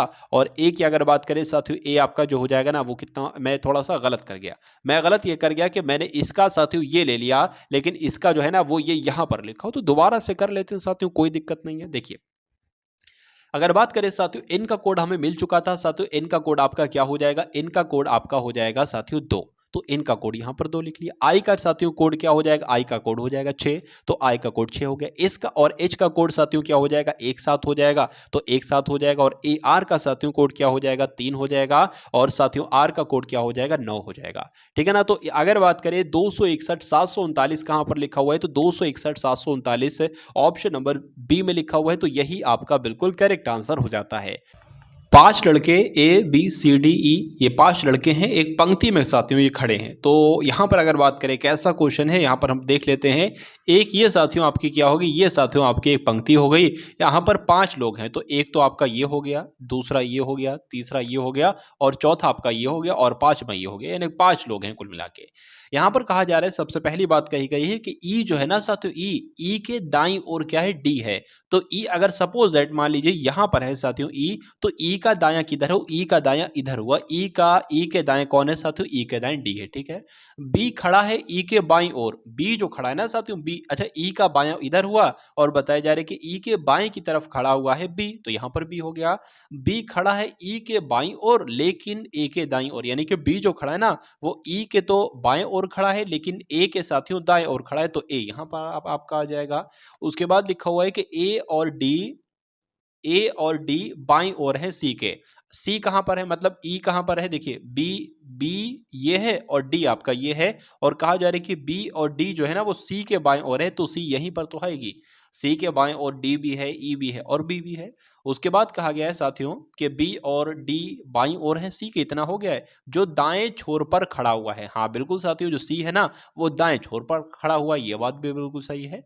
बीच में कौन खड़ा है, तो बीच में तो साथियों कौन है, बीच में तो साथियों आपका ई है। तो आपका आंसर किस ऑप्शन के साथ जाएगा, यानी कि ऑप्शन नंबर बी के साथ जाएगा जिसमें ई लिखा हुआ है। चलिए उसके बाद देखिए अगले नंबर का क्वेश्चन आपके स्क्रीन पर है कि नीचे दिए गए विकल्पों में से लुप्त संख्या बताइए। 5 है, उसके बाद 12 है, उसके बाद 26 है, फिर 54 है, फिर 110 है, तो ये प्रश्नवाचक चिन्ह की जगह पर कौन सा नंबर आएगा, ये आपसे साथियों यहां पर पूछा जा रहा है, बताइए। देखिए ऐसा तो नहीं है कि 5 और 54 का तो डायरेक्शन नहीं है, 12 और 110 का तो नहीं है, 26 और इसका तो नहीं है, ऐसा नहीं लग रहा है मुझे। 12 की अगर बात करें, 5 से 12 हुआ है साथियों, 7 प्लस किया गया है। अगर बात करें 12 से ये साथियों कितना हुआ है, ये आपका 14 हुआ है, यहाँ पर 14 बड़ा है। उसके बाद 56 की अगर बात करें साथियों, ये कितना बड़ा है, मेरे हिसाब से साथियों 28 बड़ा है। ठीक है ना। तो अगर बात करें अब यहाँ पर अगर बात करें 5 से 12 में 7 बड़ा है, 12 से 14 बढ़ाया तो 26 हुआ, 26 से 28 बढ़ाया तो 54 हुआ। अब देख लेते इसमें साथियों ये कितना बढ़ाया गया है। चलिए तो यहाँ पर इसको माइनस करवा लेते हैं साथियों, 10 में से 4 जाएगा आपका 6 बचेगा, 6 बचेगा तो ये 10 हो जाएगा, यानी कि यहाँ पर साथियों कितना आ जाएगा, 56 आ जाएगा। तो देखिए अब यहाँ पर ध्यान दीजिए कि ये इसका डबल बड़ा है, इसका डबल है ये, इसका डबल है ये, तो इसका डबल साथियों यहाँ पर भी बढ़ेगा, और इसका डबल साथियों कितना हो जाएगा, 56 56 कितने होते हैं साथियों, 112 होते हैं। तो कहा जा सकता है साथियों 110 में 112 जुड़ेगा, वो यहाँ पर का नंबर होगा। 0 और 2 आपका 2 यहाँ पर हो जाएगा, उसके बाद 1 और 1 आपका 2 हो जाएगा, और फिर 1 और 1 आपका 2 हो जाएगा। क्या 222 साथियों कहीं ऑप्शन में है, ये हम लोग देख लेते हैं। 222 साथियों ऑप्शन में है, तो बिल्कुल साथियों ऑप्शन में है, ऑप्शन नंबर सी में, और यही आपके इस सवाल का बिल्कुल सही जवाब हो जाता है। नीचे दी गई आकृति में त्रिभुज लड़कियों को, यानी कि त्रिभुज की अगर बात करें, जितनी भी त्रिभुज जो है ना वो साथियों लड़कियों को दर्शाता है। वर्ग की अगर बात करें साथियों खिलाड़ियों को दर्शाता है, और वृत्त की अगर बात करें तो कोच को दर्शाता है, प्रदर्शित करता है। तो आकृति के किस भाग से वैसी लड़कियों का बोध होता है जो खिलाड़ियों तो खिलाड़ी तो हैं लेकिन साथियों कोच नहीं है। तो यहाँ पर साथियों डायग्राम थोड़ा सा छोटा दिख रहा है, मैं आपको यहाँ पर साथियों बता देता हूँ। ये मैंने साथियों यहाँ पर बड़ा कर दिया। अब मैं आपको ये बता देता हूँ कि त्रिभुज की अगर बात करें यहाँ पर क्या क्या लिखा हुआ था प्रश्न में, कि जो त्रिभुज है ना साथियों वो किसको दर्शा रहा है, वो साथियों लड़कियों को दर्शा रहा है। तो यहाँ पर साथियों मैंने लड़कियां लिख दिया। उसके बाद अगर बात करें वर्ग की, अगर बात करें वर्ग साथियों, वर्ग किसको दर्शा रहा है, वर्ग साथियों खिलाड़ियों को दर्शा रहा है। तो मैं यहाँ पर मैंने साथियों खिलाड़ियां लिख दिया। उसके बाद अगर बात करें साथियों जो आपका सर्किल है ना साथियों, वृत्त है, ये किसको दर्शा रहा है, ये साथियों कोच को दर्शा रहा है। यानी कि जो सर्किल के अंदर जो लेटर हैं वो कोच हैं, जैसे कि एफ भी कोच है, डी भी कोच है और ई भी कोच है, ठीक है। और साथियों जो वर्ग के अंदर साथियों लेटर है वो खिलाड़ी हैं, जैसे कि बी भी है खिलाड़ी, सी भी है, ई भी है और डी भी है। अगर आपसे ये पूछा जाता कि मुझे एक ऐसा वो बताओ, लेटर बताओ कि जो खिलाड़ी भी हो और जो कोच भी हो, जो आपका लड़की भी हो, तो मुझे यहाँ पर साथियों एक ये नजर आ रहा है जो कि साथियों ये ट्रायंगल में भी है और वर्ग में भी है और सर्किल में भी है। तो आपका अगर ये उत्तर होता, पूछा जाता कि ऐसा लेटर बताओ कि जो लड़की भी है, कोच भी है, खिलाड़ी भी, तो आप डी बताते। अगर आपसे ये पूछा जाता कि मुझे ऐसा बताओ, ऐसा कोच बताओ कि जो ना तो लड़की हो और ना खिलाड़ी हो, तो आप क्या चुनते, तो आप एफ चुनते। क्योंकि ये देखिए साथियों यहां तक ये आपकी लड़कियां आ जाएंगी और अगर बात करते हैं साथियों ये आपके खिलाड़ी आ जाएंगे, तो सिर्फ और सिर्फ कोच कौन बचा साथियों, तो एफ बचा। ठीक है ना, इतनी बात आपको उम्मीद करता हूं साथियों समझ में आ गई। लेकिन प्रश्न में क्या पूछा गया था कि आकृति में उस चीज का चयन करना है जो लड़कियां तो हैं, खिलाड़ी भी हैं लेकिन कोच नहीं है। तो लड़कियां की अगर बात करें, लड़कियां आपकी ये हैं। खिलाड़ियों की अगर बात करें, खिलाड़ियां साथियों आपकी ये है। तो बी हमें ऐसा पॉइंट मिलता है साथियों जो लड़की भी है, जो खिलाड़ी भी है, लेकिन जो कोच नहीं है। तो बी आपका क्या होगा साथियों, इस क्वेश्चन का बिल्कुल करेक्ट आंसर हो जाता है। बी साथियों किस ऑप्शन में है, ऑप्शन नंबर डी वाले में है। तो यही आपका बिल्कुल करेक्ट आंसर है। अंकित अपने भाई राहुल से आयु में 8 वर्ष छोटा है। राहुल की आयु क्या होगी जब वह अंकित से आयु में 2 गुना बड़ा होगा। तो यहां पर अगर बात करें साथियों, इस सवाल को कैसे करेंगे, जितना आपसे कहा जा रहा है आप पहले उतना कर लो साथियों। सबसे पहले उतना तो आप करो।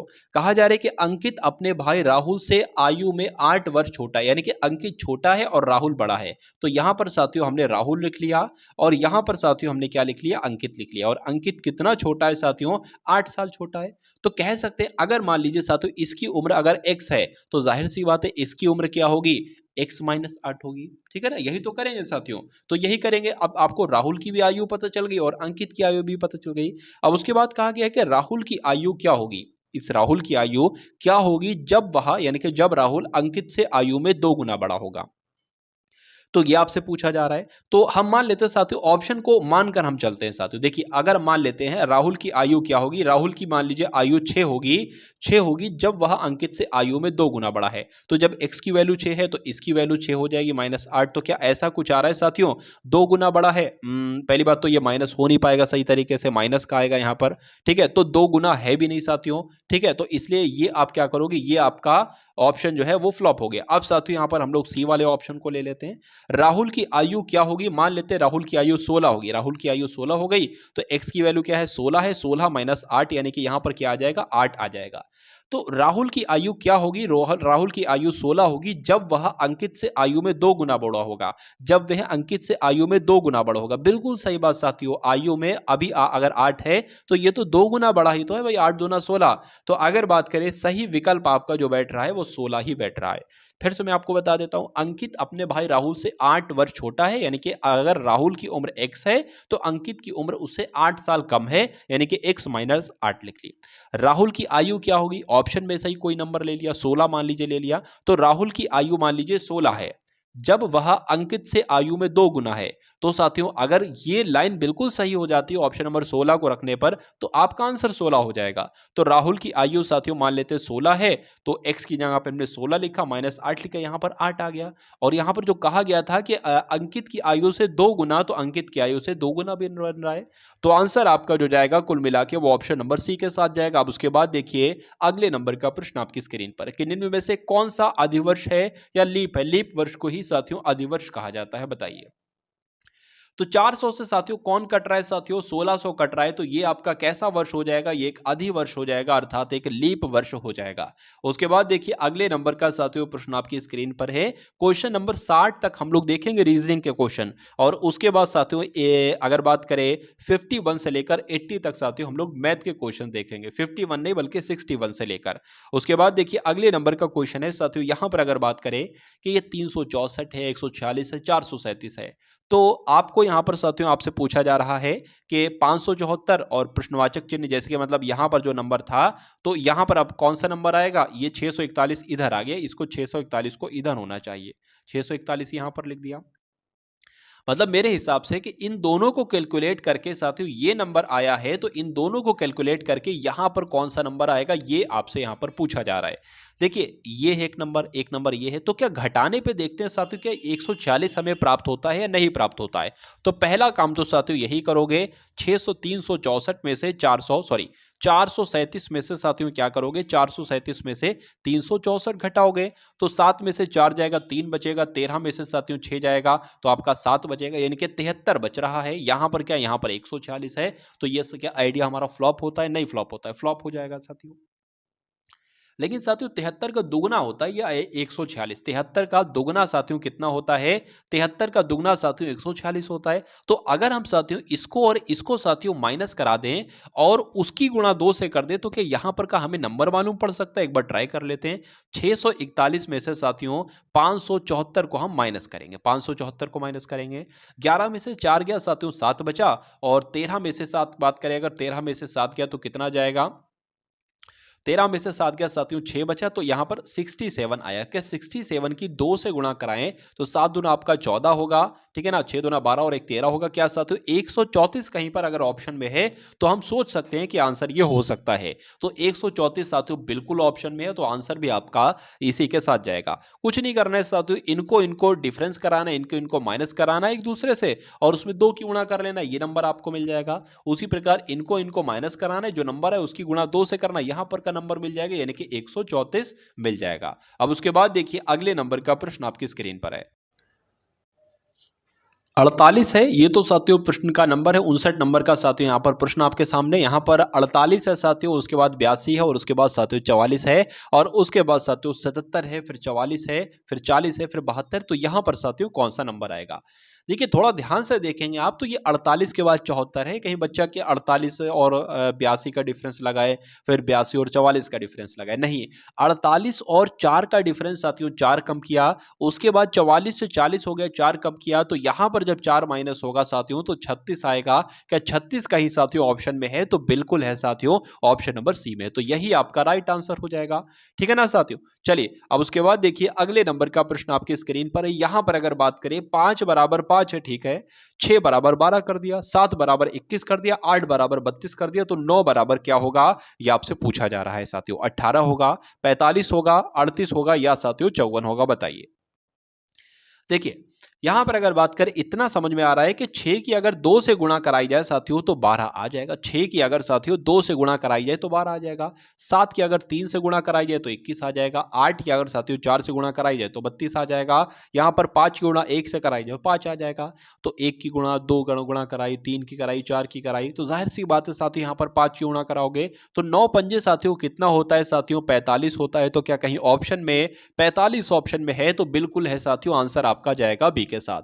उसके बाद देखिए अगले नंबर का प्रश्न, अब यहां पर साथियों 20 क्वेश्चन आप लोगों ने अभी देखे रीजनिंग के, और अब 20 क्वेश्चन देखिएगा साथियों मैथ के क्वेश्चन देखिएगा, थोड़ा सा लेवल उठाया है मैंने, देखिएगा कि कितने क्वेश्चन आप इस 20 में से बिल्कुल सही कर पाते हो, थोड़ा सा लेवल साथियों मैंने उठा दिया है। चलिए यहां पर अगर बात करें 162 लीटर दूध और पानी के मिश्रण में उनकी मात्राओं का अनुपात 4:5 है, उसमें कितने लीटर दूध डाला जाए कि उनका अनुपात कितना हो जाए, 8:9 हो जाए। यानी कि मान लीजिए साथियों एक बड़ा सा बाल्टा है, उसमें 162 लीटर क्या है, दूध भी है और साथियों पानी भी है, मतलब मिक्स है मेरे हिसाब से, 162 लीटर दूध भी है, उसमें पानी भी है, सब मिक्स करके लाया है दूध वाला मिक्सचर में, उनकी मात्राओं का अनुपात जो है, मतलब कहा गया है कि अगर उसमें दूध जो है ना वो 4 लीटर है अगर दूध मान लीजिए 4 लीटर है तो पानी कितना मिला है उसने 5 लीटर मिला है, मतलब दूध से 1 किलो ज्यादा पानी मिला दिया। अगर दूध 4 डाल रहा है, दूध 4 किलो डाल रहा है उसमें, तो पानी के 5 लीटर डालेगा। फिर अगर दूध के 4 लीटर डाले तो पानी के 5 लीटर जाएगा। इसका मतलब ये है, इसमें यह कहा जा रहा है कि उसमें कितने लीटर दूध डाल दें और उसमें कितने लीटर दूध डाल दें और कि उनका अनुपात भैया 8:9 हो जाए। अभी भी साथियों दूध का अनुपात जो है ना वो कम है, ठीक है, दूध डाला जाए कि उनका अनुपात इतना हो जाए। चलिए तो देखते हैं साथियों इस क्वेश्चन को कैसे करेंगे। यहां पर सबसे पहले अगर बात करें, हमें दूध का भी अनुपात पता है और हमें पानी का भी अनुपात पता है, और ये जो टोटल आइटम है हमें इसका भी अनुपात पता है। तो अगर मैं आपसे कहूं साथियों मुझे ये बताइए कि कुल मिला के दूध है कितना, 20 kilo, 30 kilo, 40 kilo, 50 kilo, 100 kilo, तो बहुत आराम से पता कर लोगे। अगर मैं कहूं पानी टोटल कितना लीटर है, ये भी बहुत आराम से पता कर लोगे। पता करने के लिए क्या करोगे, पता करने के लिए जो टोटल है ना, टोटल यहां पर लिखोगे 162। अगर बात करें साथियों दूध का अनुपात कितना है, दूध का अनुपात है 4, तो यहां पर गुणा साथियों 4 लिख लोगे, और बटे में क्या लिखोगे, इन दोनों को प्लस करके लिख दोगे, यानी कि 9 आ जाएगा। अब अगर बात करें पानी कैसे निकलेगा, तो पानी का भी लिए भी साथियों 162 लिखोगे। पानी कितना है, पानी का अनुपात साथियों 5 है, तो यहां पर 5 लिख लोगे, बटे में क्या लिख लोगे, इन दोनों का प्लस लिख लोगे, जोड़ लिख लोगे, 9 आ जाएगा। अगर बात करें 9 एकम 9 हो जाएगा, 9 कम आपका 9 हो जाएगा, यहां पर कितना जाएगा 7 9 अट्ठे आपका 72 हो जाएगा। और अगर बात करते साथियों 18 चौक कितने होते हैं, तो 18 चौक आपके साथियों 72 होते हैं। तो दूध कितने लीटर है, 72 लीटर है। अगर इसकी बात साथियों करते हैं तो ये कितना हो जाएगा, 18 आ जाएगा। 18 पंजे साथियों 90 होता है, यानी कि पानी कितने लीटर है साथियों, पानी 90 लीटर है। तो इनको जरा जोड़ो जरा कि दूध 72 है, पानी 90 है, क्या 162 बैठ भी रहा है या सिर्फ बातें कर रहा हूं मैं। तो 2 आपका यहां पर आ जाएगा, 9 और 7 आपका कितना होता है, 16 होता है। तो बिल्कुल साथियों सही है, ये तो 162 लीटर ही बैठ रहा है। अब यहां पर यह कहा जा रहा है कि उसमें कितना लीटर दूध डाला जाए। ये जो 72 लीटर दूध है ना, इसमें कितने लीटर दूध डाले, 8 लीटर दूध डाले, 10 लीटर दूध डाले, 6 लीटर दूध डाले या 12 लीटर दूध डाले, कि इनका अनुपात जो है वो 8:9 आ जाए। तो डालकर ही हम साथियों देख लेते हैं क्या क्या साथियों 72 हो जाएगा और ये आपका 90 हो जाएगा। अगर सबसे पहले मान लेते हैं साथियों यहां पर हम कितने लीटर दूध डालने हैं, तो 8 सबसे पहले डालने, 8 हमने यहां पर दूध डाला, और देखते हैं क्या साथियों अनुपात यहां पर 8:9 होगा या नहीं होगा। तो 72 8 साथियों कितने हो जाएंगे, अगर बात करें ये तो आपके साथियों 80 हो जाएंगे, और ये जैसा 90 था वैसे 90 है। अच्छा, इस जीरो से ये जीरो कैंसिल हो जाएगा, 8/9 आएगा, और 8/9 ही तो हमें लाना था। यानी कि अगर साथियों इसमें 72 लीटर दूध में अगर 8 लीटर दूध और डाला जाए तो उनका अनुपात 8:9 हो जाएगा, और कैसे हो जाएगा ये भी मैं आपको बता चुका हूं। तो आंसर आपका कुल मिला के जाएगा ऑप्शन नंबर ए के साथ में। बहुत बढ़िया, वेरी गुड क्लास। 60 भैंसों को एक चारागाह में 40 दिनों तक चराने के लिए 180 किराया देना पड़ता है। कितने भैंसों को 20 दिनों तक चराया जाए कि किराए के रूप में 135 भुगतान करना पड़े। तो जब साथियों अगर इस टाइप का क्वेश्चन कभी भी आप किसी भी बुक में देखोगे तो उसमें बहुत लंबा चौड़ा सॉल्यूशन है, लेकिन यहां पर साथियों मैं आपको एक ट्रिक की मदद से आपको बता रहा हूं। अगर इस टाइप का क्वेश्चन आता है तो आप लोग क्या करेंगे, देखिए अगर साथियों यहां पर कोई इंसान है कि 60 आदमी है, 40 दिनों तक काम करते हैं, तो कितना काम कर पाते हैं, 180 काम कर पाते हैं। या उसी प्रकार उसके बाद लिखा हो कि इतने आदमी हैं, इतने दिनों तक काम करते हैं और इतना काम कर पाते हैं। ऐसे करके जब भी क्वेश्चन हो, जब भी क्वेश्चन हो साथियों, तो आप क्या करोगे, 60 भैंस हैं या 60 आदमी एक ही बात है, भैंस और आदमी एक ही बात है ऐसा तो नहीं है। तो 60 भैंसों को कितने दिनों में साथियों, यानी कि एक चारागाह में कितने दिनों तक, जो 40 दिनों तक, तो 40 गुणा हो जाएगा। और 60 भैंस 40 दिन तक साथियों चराने के लिए कितना किराया देना पड़ता है, तो 180 रुपए देना पड़ता है। 180 नीचे आ जाएगा। उसके देखिए जितना काम किया जाए वो नीचे आएगा, जितना रुपया दिया जाए वो नीचे आएगा, ये बात आपको ध्यान रखना है। अब आपसे पूछा जा रहा है कितनी भैंसों को, तो भैंसों के लिए साथियों हम मान लीजिए बी लिख लेते हैं। कितनी भैंसों को, तो इतनी भैंसों को। 20 दिन, तो 20 दिन यहां पर लिख लेते हैं। 20 दिन के लिए किराए के रूप में 135 भुगतान करना पड़ेगा। यहां पर साथियों पैसों की बात करें नीचे लिखी थी, यहां पर भी पैसों की बात करें नीचे लिखी थी। तो अब बी का मान, इसको कैलकुलेट कर लो, बी का मान आ जाएगा साथियों, वही आपकी भैंसों की संख्या होगी। ठीक है, चलिए अगर बात करें इस जीरो से, ये जीरो कैंसिल हो जाएगा, और 6 कम 6 6 3 आपका 18 हो जाएगा। इसकी अगर बात करें साथियों, इसको एक बार कट करा ले, देख लेते हैं साथियों। 5 चौक आपका हो जाएगा 20, 5 दूना आपका हो जाएगा साथियों 10 और 5 सत्ते हो जाएगा आपका इतना इतना हो जाएगा 27 कुल मिला के।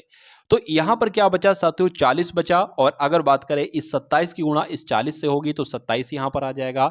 बीच में साथियों कितना है साथियों, बीच में नीचे यहां पर 3 है और ये जो 4 यहां पर बचा है इसकी भाग कर देंगे यहां पर। तो अब साथियों क्या आ जाएगा, यहां पर भी आ जाएगा। अब इसको कैलकुलेट कराओगे तो 4 से ये कटेगा 10 आएगा यहां पर, इस 3 से ये 27 कटेगा, यहां पर 9 आएगा। यानी कि 9 धाम कितने होते हैं तो साथियों 90 होते हैं। यानी कि भैंसों की संख्या कितनी है, 90 है। यानी कि 90 भैंसों को 20 दिन तक चराया जाए कि किराए के रूप में 135 भुगतान हो। तो आंसर आपका अगर है साथियों ऑप्शन नंबर बी के साथ तो बिल्कुल करेक्ट है। उसके बाद देखिए अगले नंबर का साथियों क्वेश्चन आपकी स्क्रीन पर है, देखिए और बताइए कि राइट आंसर क्या होगा। किसी शहर की जनसंख्या 8000 थी, एक वर्ष में पुरुषों की जनसंख्या में 10% की और स्त्रियों की जनसंख्या में 8% की वृद्धि हुई, लेकिन कुल जनसंख्या में 9% की वृद्धि हुई। तो उस शहर में पुरुषों की संख्या कितनी है। देखिए कभी भी अगर आपसे ऐसे कहा जाए कि भैया पुरुषों की जनसंख्या इतनी प्रतिशत है और महिलाओं की जनसंख्या इतनी प्रतिशत है,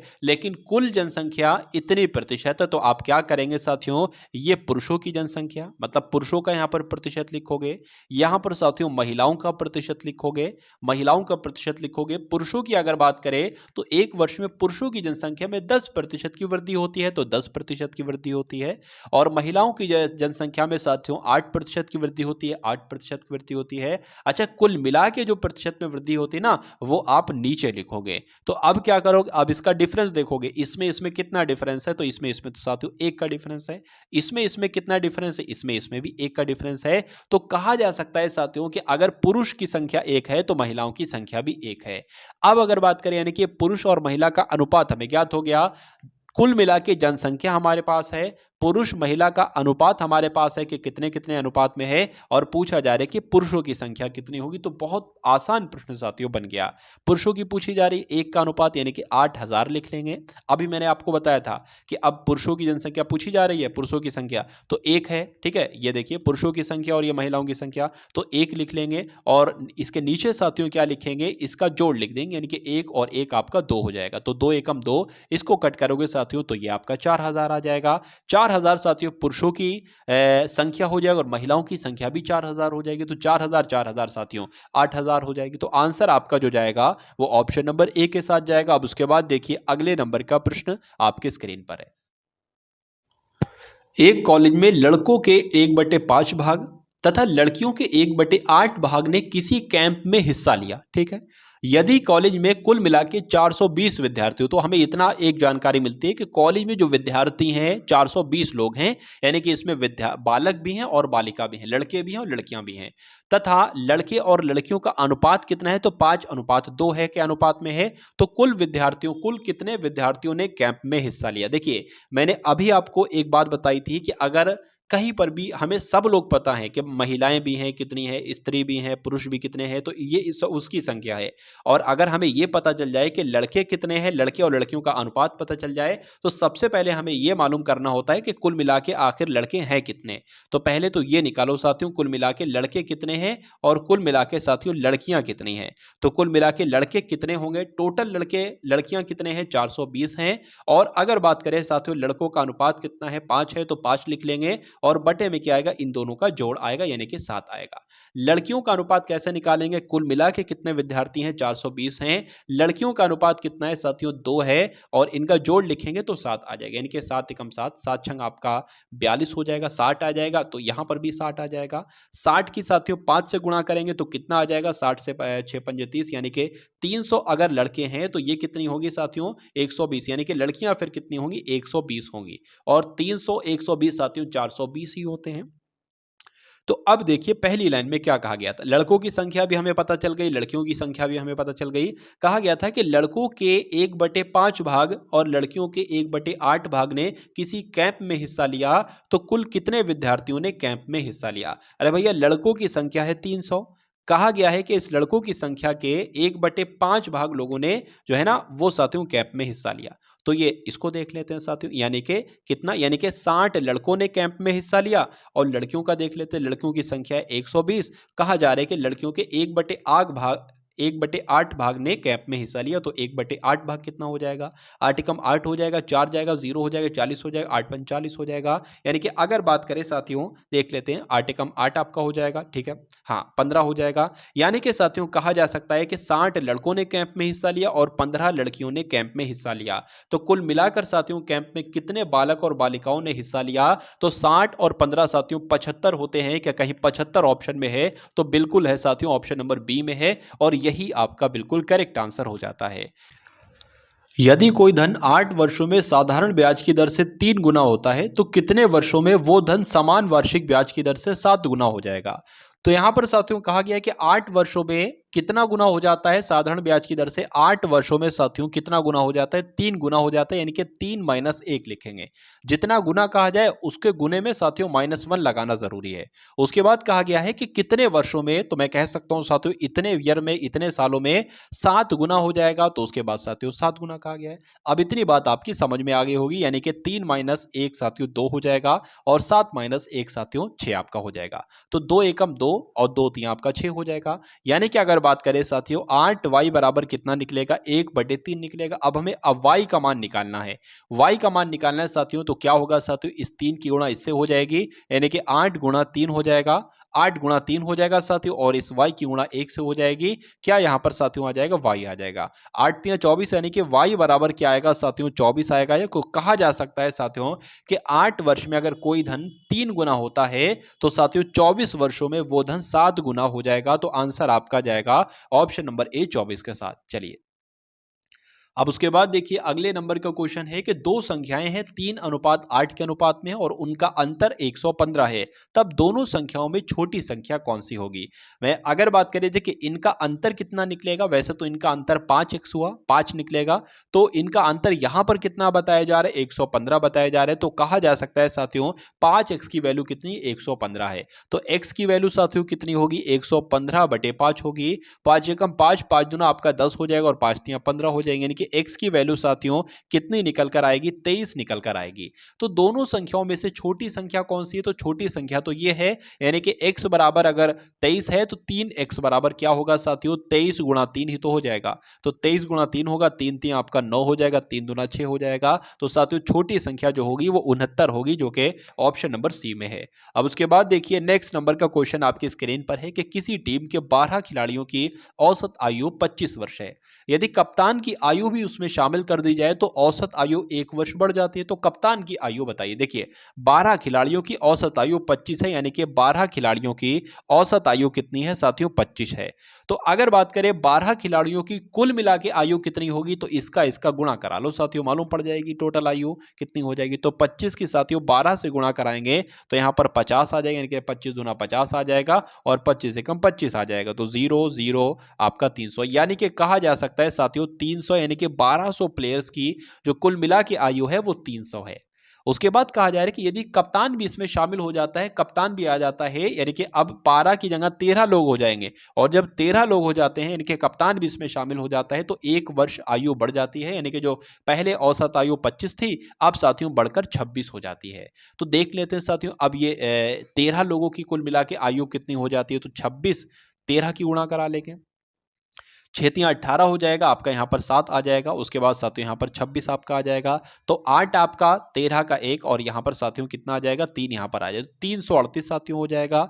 तो यहाँ पर अगर बात करें ये सिर्फ 12 प्लेयर्स की आयु थी और ये 12 प्लेयर्स प्लस कप्तान की आयु है, तो कितनी एक्स्ट्रा है साथियों, 38 एक्स्ट्रा है। तो 38 वर्ष की तो साथियों क्या होगी, यही तो साथियों कप्तान की आयु होगी। तो आंसर क्या आपका जाएगा, ऑप्शन नंबर बी 38 के साथ जाएगा आपका आंसर। अब उसके बाद देखिए अगले नंबर का क्वेश्चन है, यदि दो घनों के आयतनों में 27:1 का अनुपात है तो इनकी भुजाओं में क्या अनुपात होगा। तो अगर बात करें a क्यूब, ठीक है, b क्यूब यहां पर कह सकते हैं, तो साथियों ये किसका क्यूब है, ये 3 का क्यूब है, ये एक भुजा हो जाएगी। अगर बात करते हैं साथियों ये क्या है, ये 1 का क्यूब कह सकते हैं, तो यहां पर 1 आ जाएगा। तो 3:1 आपके इस क्वेश्चन का बिल्कुल राइट आंसर हो जाता है, और जिनका आंसर यहां पर a के साथ है तो बिल्कुल करेक्ट है।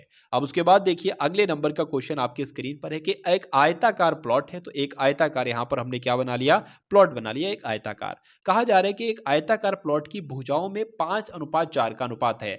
तो इसमें लंबाई है और चौड़ाई है, तो लंबाई तो ज्यादा होगी, यानी कि लंबाई 5x होगी और चौड़ाई साथियों कम होगी 4x होगी। और इसका क्षेत्रफल कितना है, 500 वर्ग मीटर इसका क्षेत्रफल है और परिमाप आपको बताना है। तो जब हम साथियों क्षेत्रफल की बात करते हैं तो क्षेत्रफल कैसे निकलेगा, इसका और इसका गुणा कराने पर ही क्षेत्रफल निकलता है। तो जब हम 5x की गुणा किस में कराएंगे, 4x की में कराएंगे तो ये क्या आ जाएगी, क्षेत्रफल आ जाएगा और ये क्षेत्रफल दिया गया है। अगर बात करें 5 चौका आपका कितना हो जाएगा, 20 हो जाएगा और x की x से गुणा होगी तो यहाँ पर x स्क्वायर हो जाएगा, यहाँ पर साथियों 500 आ जाएगा।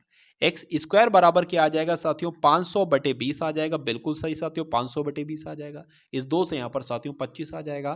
तो जब एक्स स्क्वायर बराबर 25 है तो एक्स बराबर साथियों क्या होगा, 5 यहाँ पर हो जाएगा। क्यों, क्योंकि एक्स का स्क्वायर ही 25 होता है।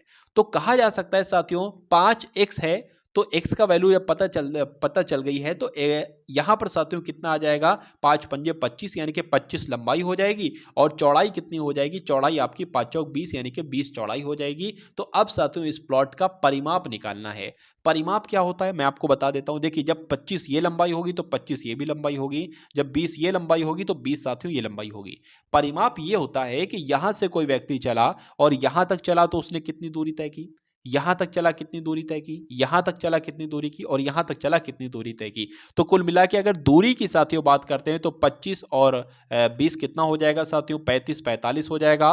45 और 25 कितना हो जाएगा साथियों, ये आपका 50 और 70 हो जाएगा। 70 और 20 आपका कितना हो जाएगा, 80 हो जाएगा। यानी कि प्लॉट का परिमाप साथियों कितना निकलेगा, 80 मीटर निकलेगा। और आंसर आपका साथियों किस ऑप्शन के साथ जाएगा, एक बार फिर से देख लेते हैं। 80 ही निकला है। देखिए 25 25 50 हो जाएगा और साथियों आपका ये कितना हो जाएगा, तो मुझसे यहां पर गलती हो गई, पता नहीं क्यों गलती हो गई। 20 20 आपका 40 हो जाएगा साथियों। कुल मिला के अगर बात करें 90 मीटर आपका आएगा और 90 मीटर आपका साथियों ऑप्शन नंबर सी में है। ठीक है ना। तो जिनका आंसर यहां पर ऑप्शन नंबर सी के साथ है तो बिल्कुल करेक्ट हो जाता है। अब उसके बाद देखिए अगले नंबर का क्वेश्चन आपकी स्क्रीन पर है। देखिए शांत जल में एक नाव की गति 16 किलोमीटर प्रति घंटा है, यानी कि वो इस स्पीड से चलती है कि वो 1 घंटे में 16 किलोमीटर की दूरी तय कर ले।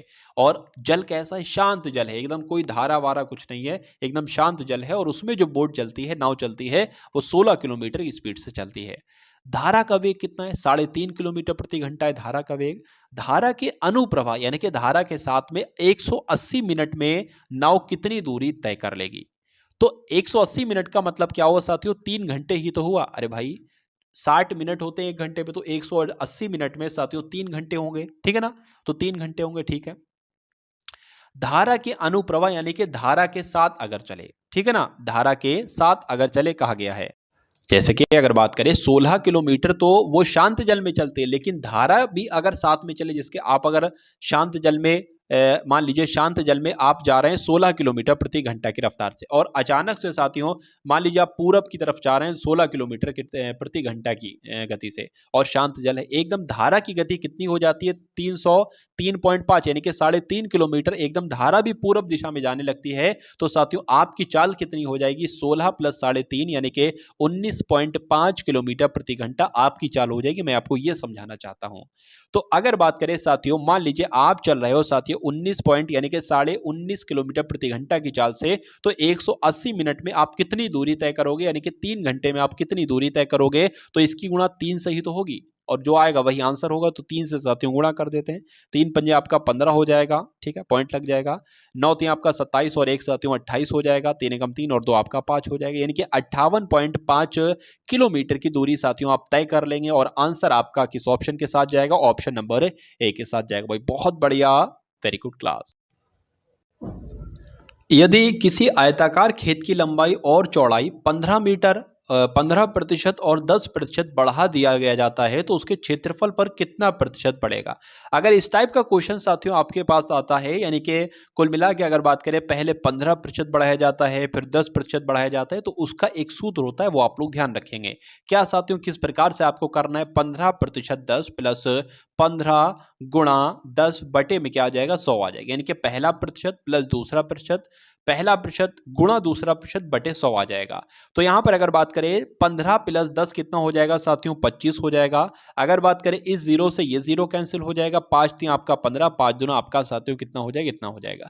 3 बटे यहाँ पर 2 आ जाएगा। अब अगर बात करें 25 दूना 25 की 2 से गुणा होगी तो 50 आ जाएगा, 3 आ जाएगा, बटे में साथियों कितना आ जाएगा, 2 आ जाएगा। यानी कि अगर बात करें साथियों यहाँ पर क्या आ जाएगा, 53 बटे 2 आ जाएगा। और 53 बटे 2 कितना होता है, मेरे हिसाब से साथियों 53 बटे 2 26.5% होता है। तो आंसर आपका किस ऑप्शन के साथ जाएगा, ऑप्शन नंबर सी के साथ जाएगा। और जिनका आंसर यहाँ पर ऑप्शन नंबर सी है तो बिल्कुल करेक्ट है। चलिए अब उसके बाद देखिए अगले नंबर का क्वेश्चन आपके स्क्रीन पर है। आपसे यहां पर पूछा जा रहा है कि एक व्यक्ति स्टेशन ए से, मान लेते हैं साथियों ये आपका स्टेशन ए है, स्टेशन ए से स्टेशन बी जाता है, मान लीजिए ये आपका स्टेशन बी है, यानी कि कुल मिला के 36 किलोमीटर प्रति घंटा की एक समान चाल से जाता है। यानी कि कोई व्यक्ति है यहां से चलता है बी तक जाता है तो 36 किलोमीटर प्रति घंटा यानी कि 36 किलोमीटर प्रति घंटा की स्पीड से जाता है।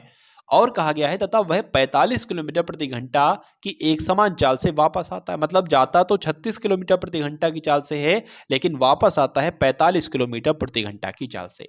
तो कहा जा रहा है कि पूरी यात्रा के लिए उसकी चाल क्या रही, यानी कि पहले तो चाल बढ़ी, फिर चाल घटी वापस आने में, तो औसत चाल क्या रही। तो औसत चाल का साथियों एक सूत्र होता है। क्या होता है, औसत चाल का साथियों एक सूत्र होता है। वो सूत्र मैं आपको बता देता हूं, उसको आप लोग साथियों याद रखिएगा।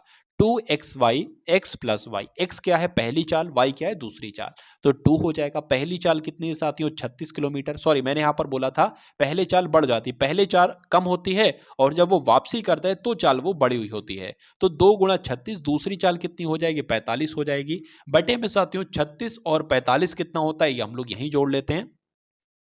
36 45 6 और 5 आपका 11 का 1 आ जाएगा और यहां पर साथियों 8 आ जाएगा, यानी कि इतना आ जाएगा। तो इसको अगर कट करेंगे 9 निम आपका 81 हो जाएगा, 9 चौक आपका 36 हो जाएगा, 9 एकम 9 हो जाएगा, 9 पंजे साथियों 45 हो जाएगा। तो 5 चौक आपका 20 हो जाएगा, 5 चौक 20 हो जाएगा और 20 तीन आपका कितना, 20 दूना आपका कितना हो जाएगा, 40 हो जाएगा। यानी कि जो उसकी औसत चाल निकलेगी साथियों वो 40 किलोमीटर प्रति घंटे की चाल निकलेगी, जो कि ऑप्शन नंबर ए में लिखी हुई है और यही आपका बिल्कुल सही जवाब हो जाता है। भाई बहुत बढ़िया, वेरी गुड क्लास। अब उसके बाद देखिए अगले नंबर का क्वेश्चन आपके स्क्रीन पर है। यहां पर अगर बात करते हैं, यदि किसी वस्तु का क्रय मूल्य उसके उसके विक्रय मूल्य के 80% के बराबर हो तो लाभ क्या होगा, बताइए। चलिए तो कैसे करेंगे साथियों, इस क्वेश्चन को आपसे पूछा जा रहा है। यदि किसी वस्तु का क्रय मूल्य, मान लीजिए साथियों यहां पर हम लोग लिख लेते हैं, ये आपका हो जाएगा, ये क्रय मूल्य हो जाएगा। क्रय मूल्य किसे कहा जाता है, यानी कि जिस दाम पर हमने कोई वस्तु खरीदी है।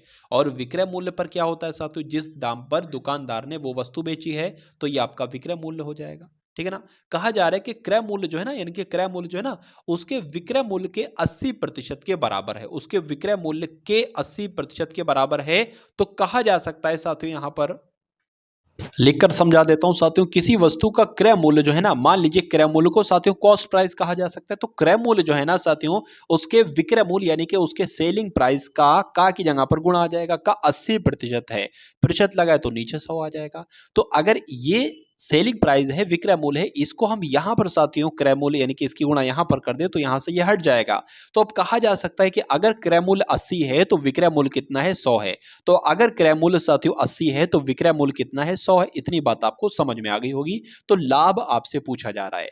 तो अगर कोई वस्तु 80 रुपए में खरीदी है और आपने साथियों उसको 100 रुपए में बेच दी है, तो साफ साफ साथियों 20 रुपए का प्रॉफिट हुआ। और 20 रुपए को प्रतिशत में कैसे बदलोगे, 20 गुणा 100 करोगे और नीचे क्रय मूल्य आता है जो कि 80 रुपए है। तो 20 से कम 20, 20 चौक आपका साथियों 80 हो जाएगा। 4 से 100 की गुणा करोगे तो 25 बचेगा, यानी कि कहा जा सकता है साथियों 25% का प्रॉफिट होगा। आंसर आपका जाएगा ऑप्शन नंबर डी के साथ।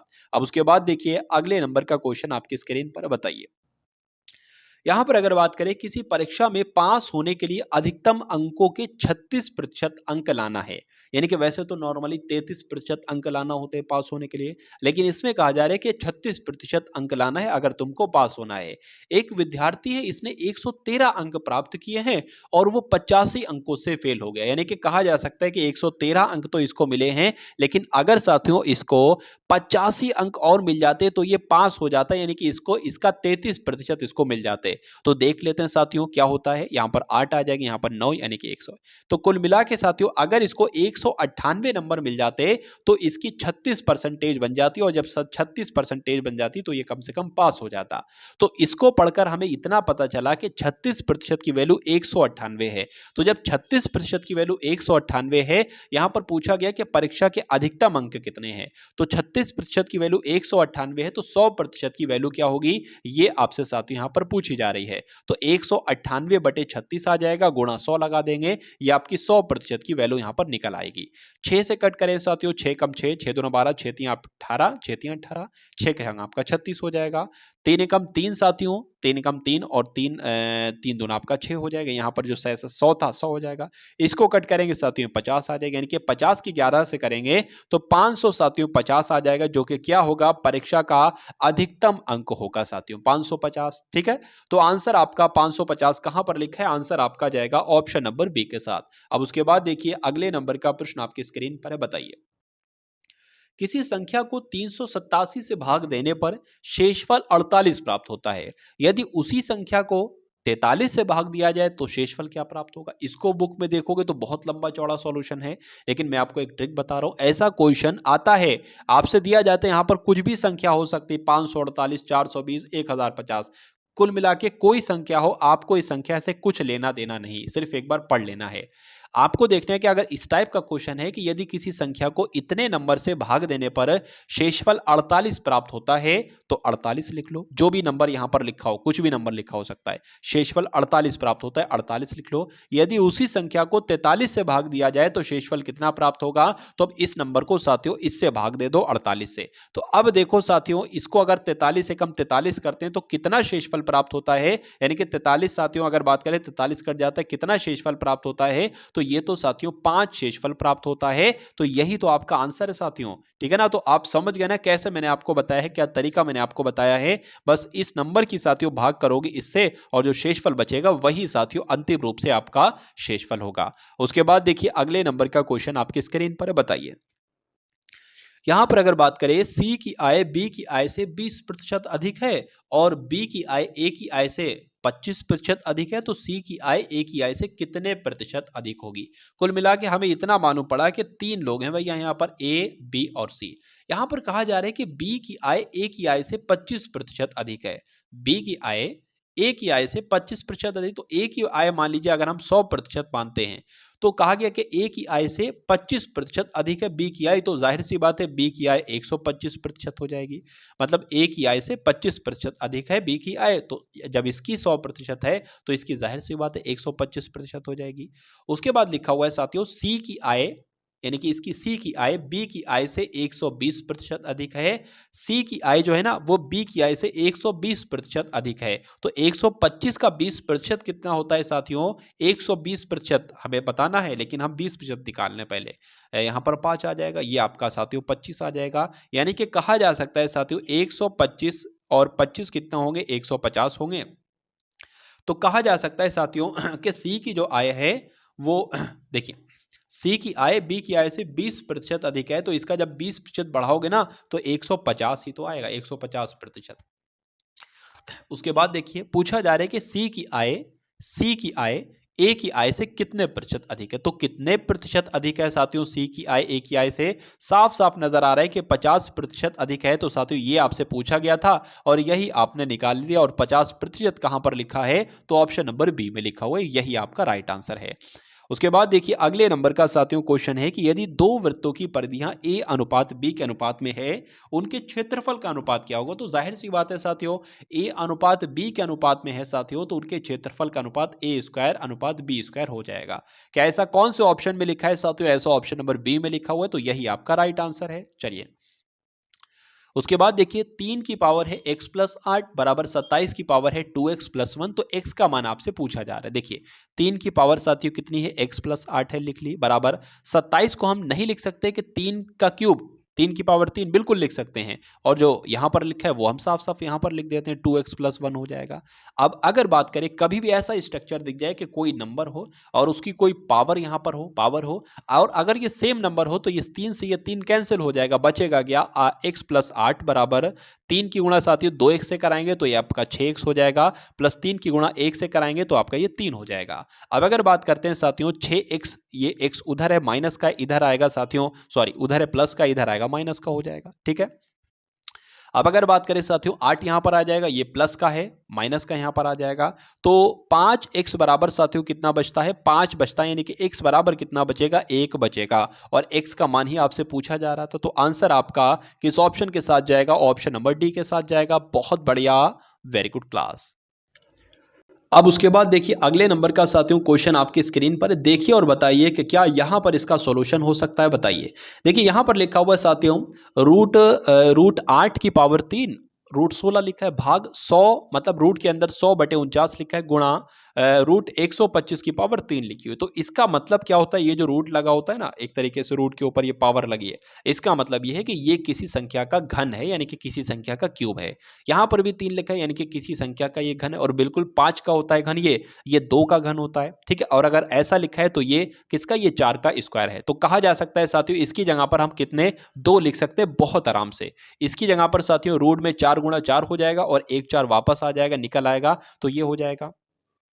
अगर बात करें साथियों यहाँ पर भाग का निशान है, भाग का लगा दे, यहाँ पर आपका 10 आ जाएगा और यहाँ पर आपका 7 आ जाएगा, और यहाँ पर अगर बात करें साथियों आपका 5 निकल कर आ जाएगा, ठीक है।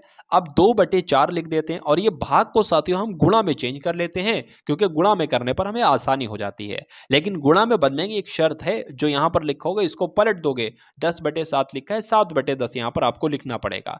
बात करें 5 यहाँ पर आ जाएगा। अब सरल आपके लिए क्या हुआ, सरल आपके लिए ये होगा कि 5 से कम 5, 5 दूना आपका 10 हो जाएगा, इस 2 से ये 2 कैंसिल हो जाएगा, बचेगा क्या साथियों, 7/4 बचेगा। क्या बचेगा साथियों, 7 बटे आपका यहां पर 4 बचेगा। तो 7/4 के ऑप्शन में है, नहीं है, हम लोग कैसे इसको चेंज कर लेंगे, इसको चेंज कर, नीचे जो नंबर लिखा होगा वो नीचे लिखोगे, इसको कट करोगे, 4 एकम 4, 4 एकम आपका 4 आ जाएगा। कितना बाहर है, तो 3 बाहर है, क्योंकि साथियों 3 ज्यादा अधिक है, तो यहां पर 3 लिख दोगे। तो एक सही 3/4 के ऑप्शन में है, तो एक सही 3/4, ये छोटा सा साथियों है, तो 3/4 ऐसे होना चाहिए, बड़ा सा। तो आंसर आपका जाएगा कुल मिला के ऑप्शन नंबर बी के साथ। अब उसके बाद देखिए अगले नंबर का क्वेश्चन आपके स्क्रीन पर है, देखिए और बताइए कि सही जवाब साथियों इस प्रश्न का क्या होगा, बताइए। एक व्यापारी ने 1 दर्जन साइकिलें 8880 रुपए में खरीदी हैं। प्रति साइकिल 888 में अगर वो बेच देता है तो उसका लाभ कितना होगा, उसका लाभ प्रतिशत कितना होगा। यहां पर कुल मिला के बात कही गई 1 दर्जन साइकिल की, यानी कि 12 साइकिलों की। अगर वो 12 साइकिलों को 8880 रुपए में खरीदता है, तो अगर हम बात करें एक साइकिल को कितने रुपए में खरीदेगा, तो 8880 की भाग साथियों 12 से करा देंगे, क्योंकि 1 दर्जन तो साइकिलें खरीदी, यानी कि 12 साइकिलें खरीदी। तो साथियों बात करें यहां पर, अगर 12 पंजे 60, 12 छक 72, 12 सत्ते आपके 84 हो जाएगा। तो 12 सत्ते आपका 84 हो गया, 4 यहां पर आया, 48 हो गया, 12 चौक आपका 48 हो गया, यानी कि एक साइकिल उसने जो खरीदी है वो साथियों कितने की खरीदी है, मैं 740, यानी कि एक साइकिल का मूल्य है, ये एक साइकिल का साथियों मूल्य है 740 रुपए। साथियों 888 में से हम कितने माइनस कर देंगे, 740 माइनस कर देंगे, हमें पता चल जाएगा प्रॉफिट कितना हुआ है उसको। तो यहां पर 8 आ जाएगा, यहां पर 4 आ जाएगा, और यहां पर साथियों 1 आ जाएगा, यानी कि एक साइकिल को बेचने पर उसको 148 रुपए का प्रॉफिट हुआ। इसको प्रॉफिट प्रतिशत में बदलने के लिए 100 से गुणा कराएंगे और नीचे क्रय मूल्य लिख देंगे। क्रय मूल्य कितना है साथियों, 740 है, तो यहां पर 740 आ जाएगा। इस जीरो से साथियों ये जीरो आपका कट जाएगा, 2 सत्ते 14, 2 चौक 8 हो जाएगा आपका, और इसको साथियों कट करेंगे ना जब हम लोग, तो 2 आपका 2 तिया 6 हो जाएगा, 2 सत्ते 14 हो जाएगा, ठीक है। चलिए अगर बात करें 37 से कम 37, 37 दूना आपका 74 हो जाएगा, 2 की गुणा 10 से हो जाएगी, यानी कि 20% हो जाएगा। तो 20% आपका लाभ प्रतिशत के रूप में निकल आएगा। आंसर आपका जाएगा ऑप्शन नंबर बी के साथ। भाई बहुत बढ़िया, वेरी गुड क्लास। चलिए, तो आपने देखे साथियों एसएससी जीडी के लिए ये पूरे 80 प्रश्नों का पूरा एक मॉक टेस्ट देखा। तो ये मॉक टेस्ट साथियों आपको कैसा लगा, मैं उम्मीद करता हूं बहुत अच्छा लगा होगा। और जैसा भी लगा हो साथियों इस मॉक टेस्ट के बारे में अपनी राय एक बार कमेंट सेक्शन में जरूर दीजिएगा। तो चैनल से साथियों आप लोग जुड़ जाइए, अगर आप सिलेक्शन पाना चाहते हैं तो डेली एक मॉक टेस्ट होता है और डेली आपको वो साथियों अटेंड करना है। अगर ऐसा आप करते हो साथियों तो सिलेक्शन मेरे हिसाब से आपका बहुत आराम से हो जाना चाहिए। तो साथियों डिस्क्रिप्शन में एक व्हाट्सअप ग्रुप का लिंक है उसको ज्वाइन कर लीजिए, क्योंकि सभी अपडेट्स मैं वहां पर डाल दूंगा। उसके अलावा साथियों प्ले डिस्क्रिप्शन में ही एक प्लेलिस्ट का लिंक है, उसमें साथियों एसएससी जीडी के आपको बहुत सारे मॉडल पेपर मिल जाएंगे, इसी प्रकार की वीडियोस मिल जाएंगी। तो वहां पर जाकर साथियों उन सभी वीडियोस के उन सभी प्रश्नों को, मैथ का हो, रीजनिंग का हो, जीके जीएस का हो, हिंदी का हो, सभी प्रश्नों को अपने मनोमस्तिष्क में आप लोग स्टोर कर लीजिएगा। अगर ऐसा कर लेते हैं साथियों तो मुझे नहीं लगता कि एसएससी जीडी का एग्जाम आपके लिए बहुत कठिन कहलाएगा, बहुत आसान आपके लिए हो जाएगा, रियल पेपर आपके लिए बिल्कुल हलवा सा हो जाएगा। ठीक है ना? तो साथियों मिलते हैं हम सभी लोग आने वाली वीडियो में। इस वीडियो को एक बार शेयर कीजिएगा, चैनल को सब्सक्राइब कीजिएगा और वीडियो को लाइक करके जाइएगा। तो मिलते हैं हम सभी लोग आने वाली वीडियो में। जय हिंद साथियों।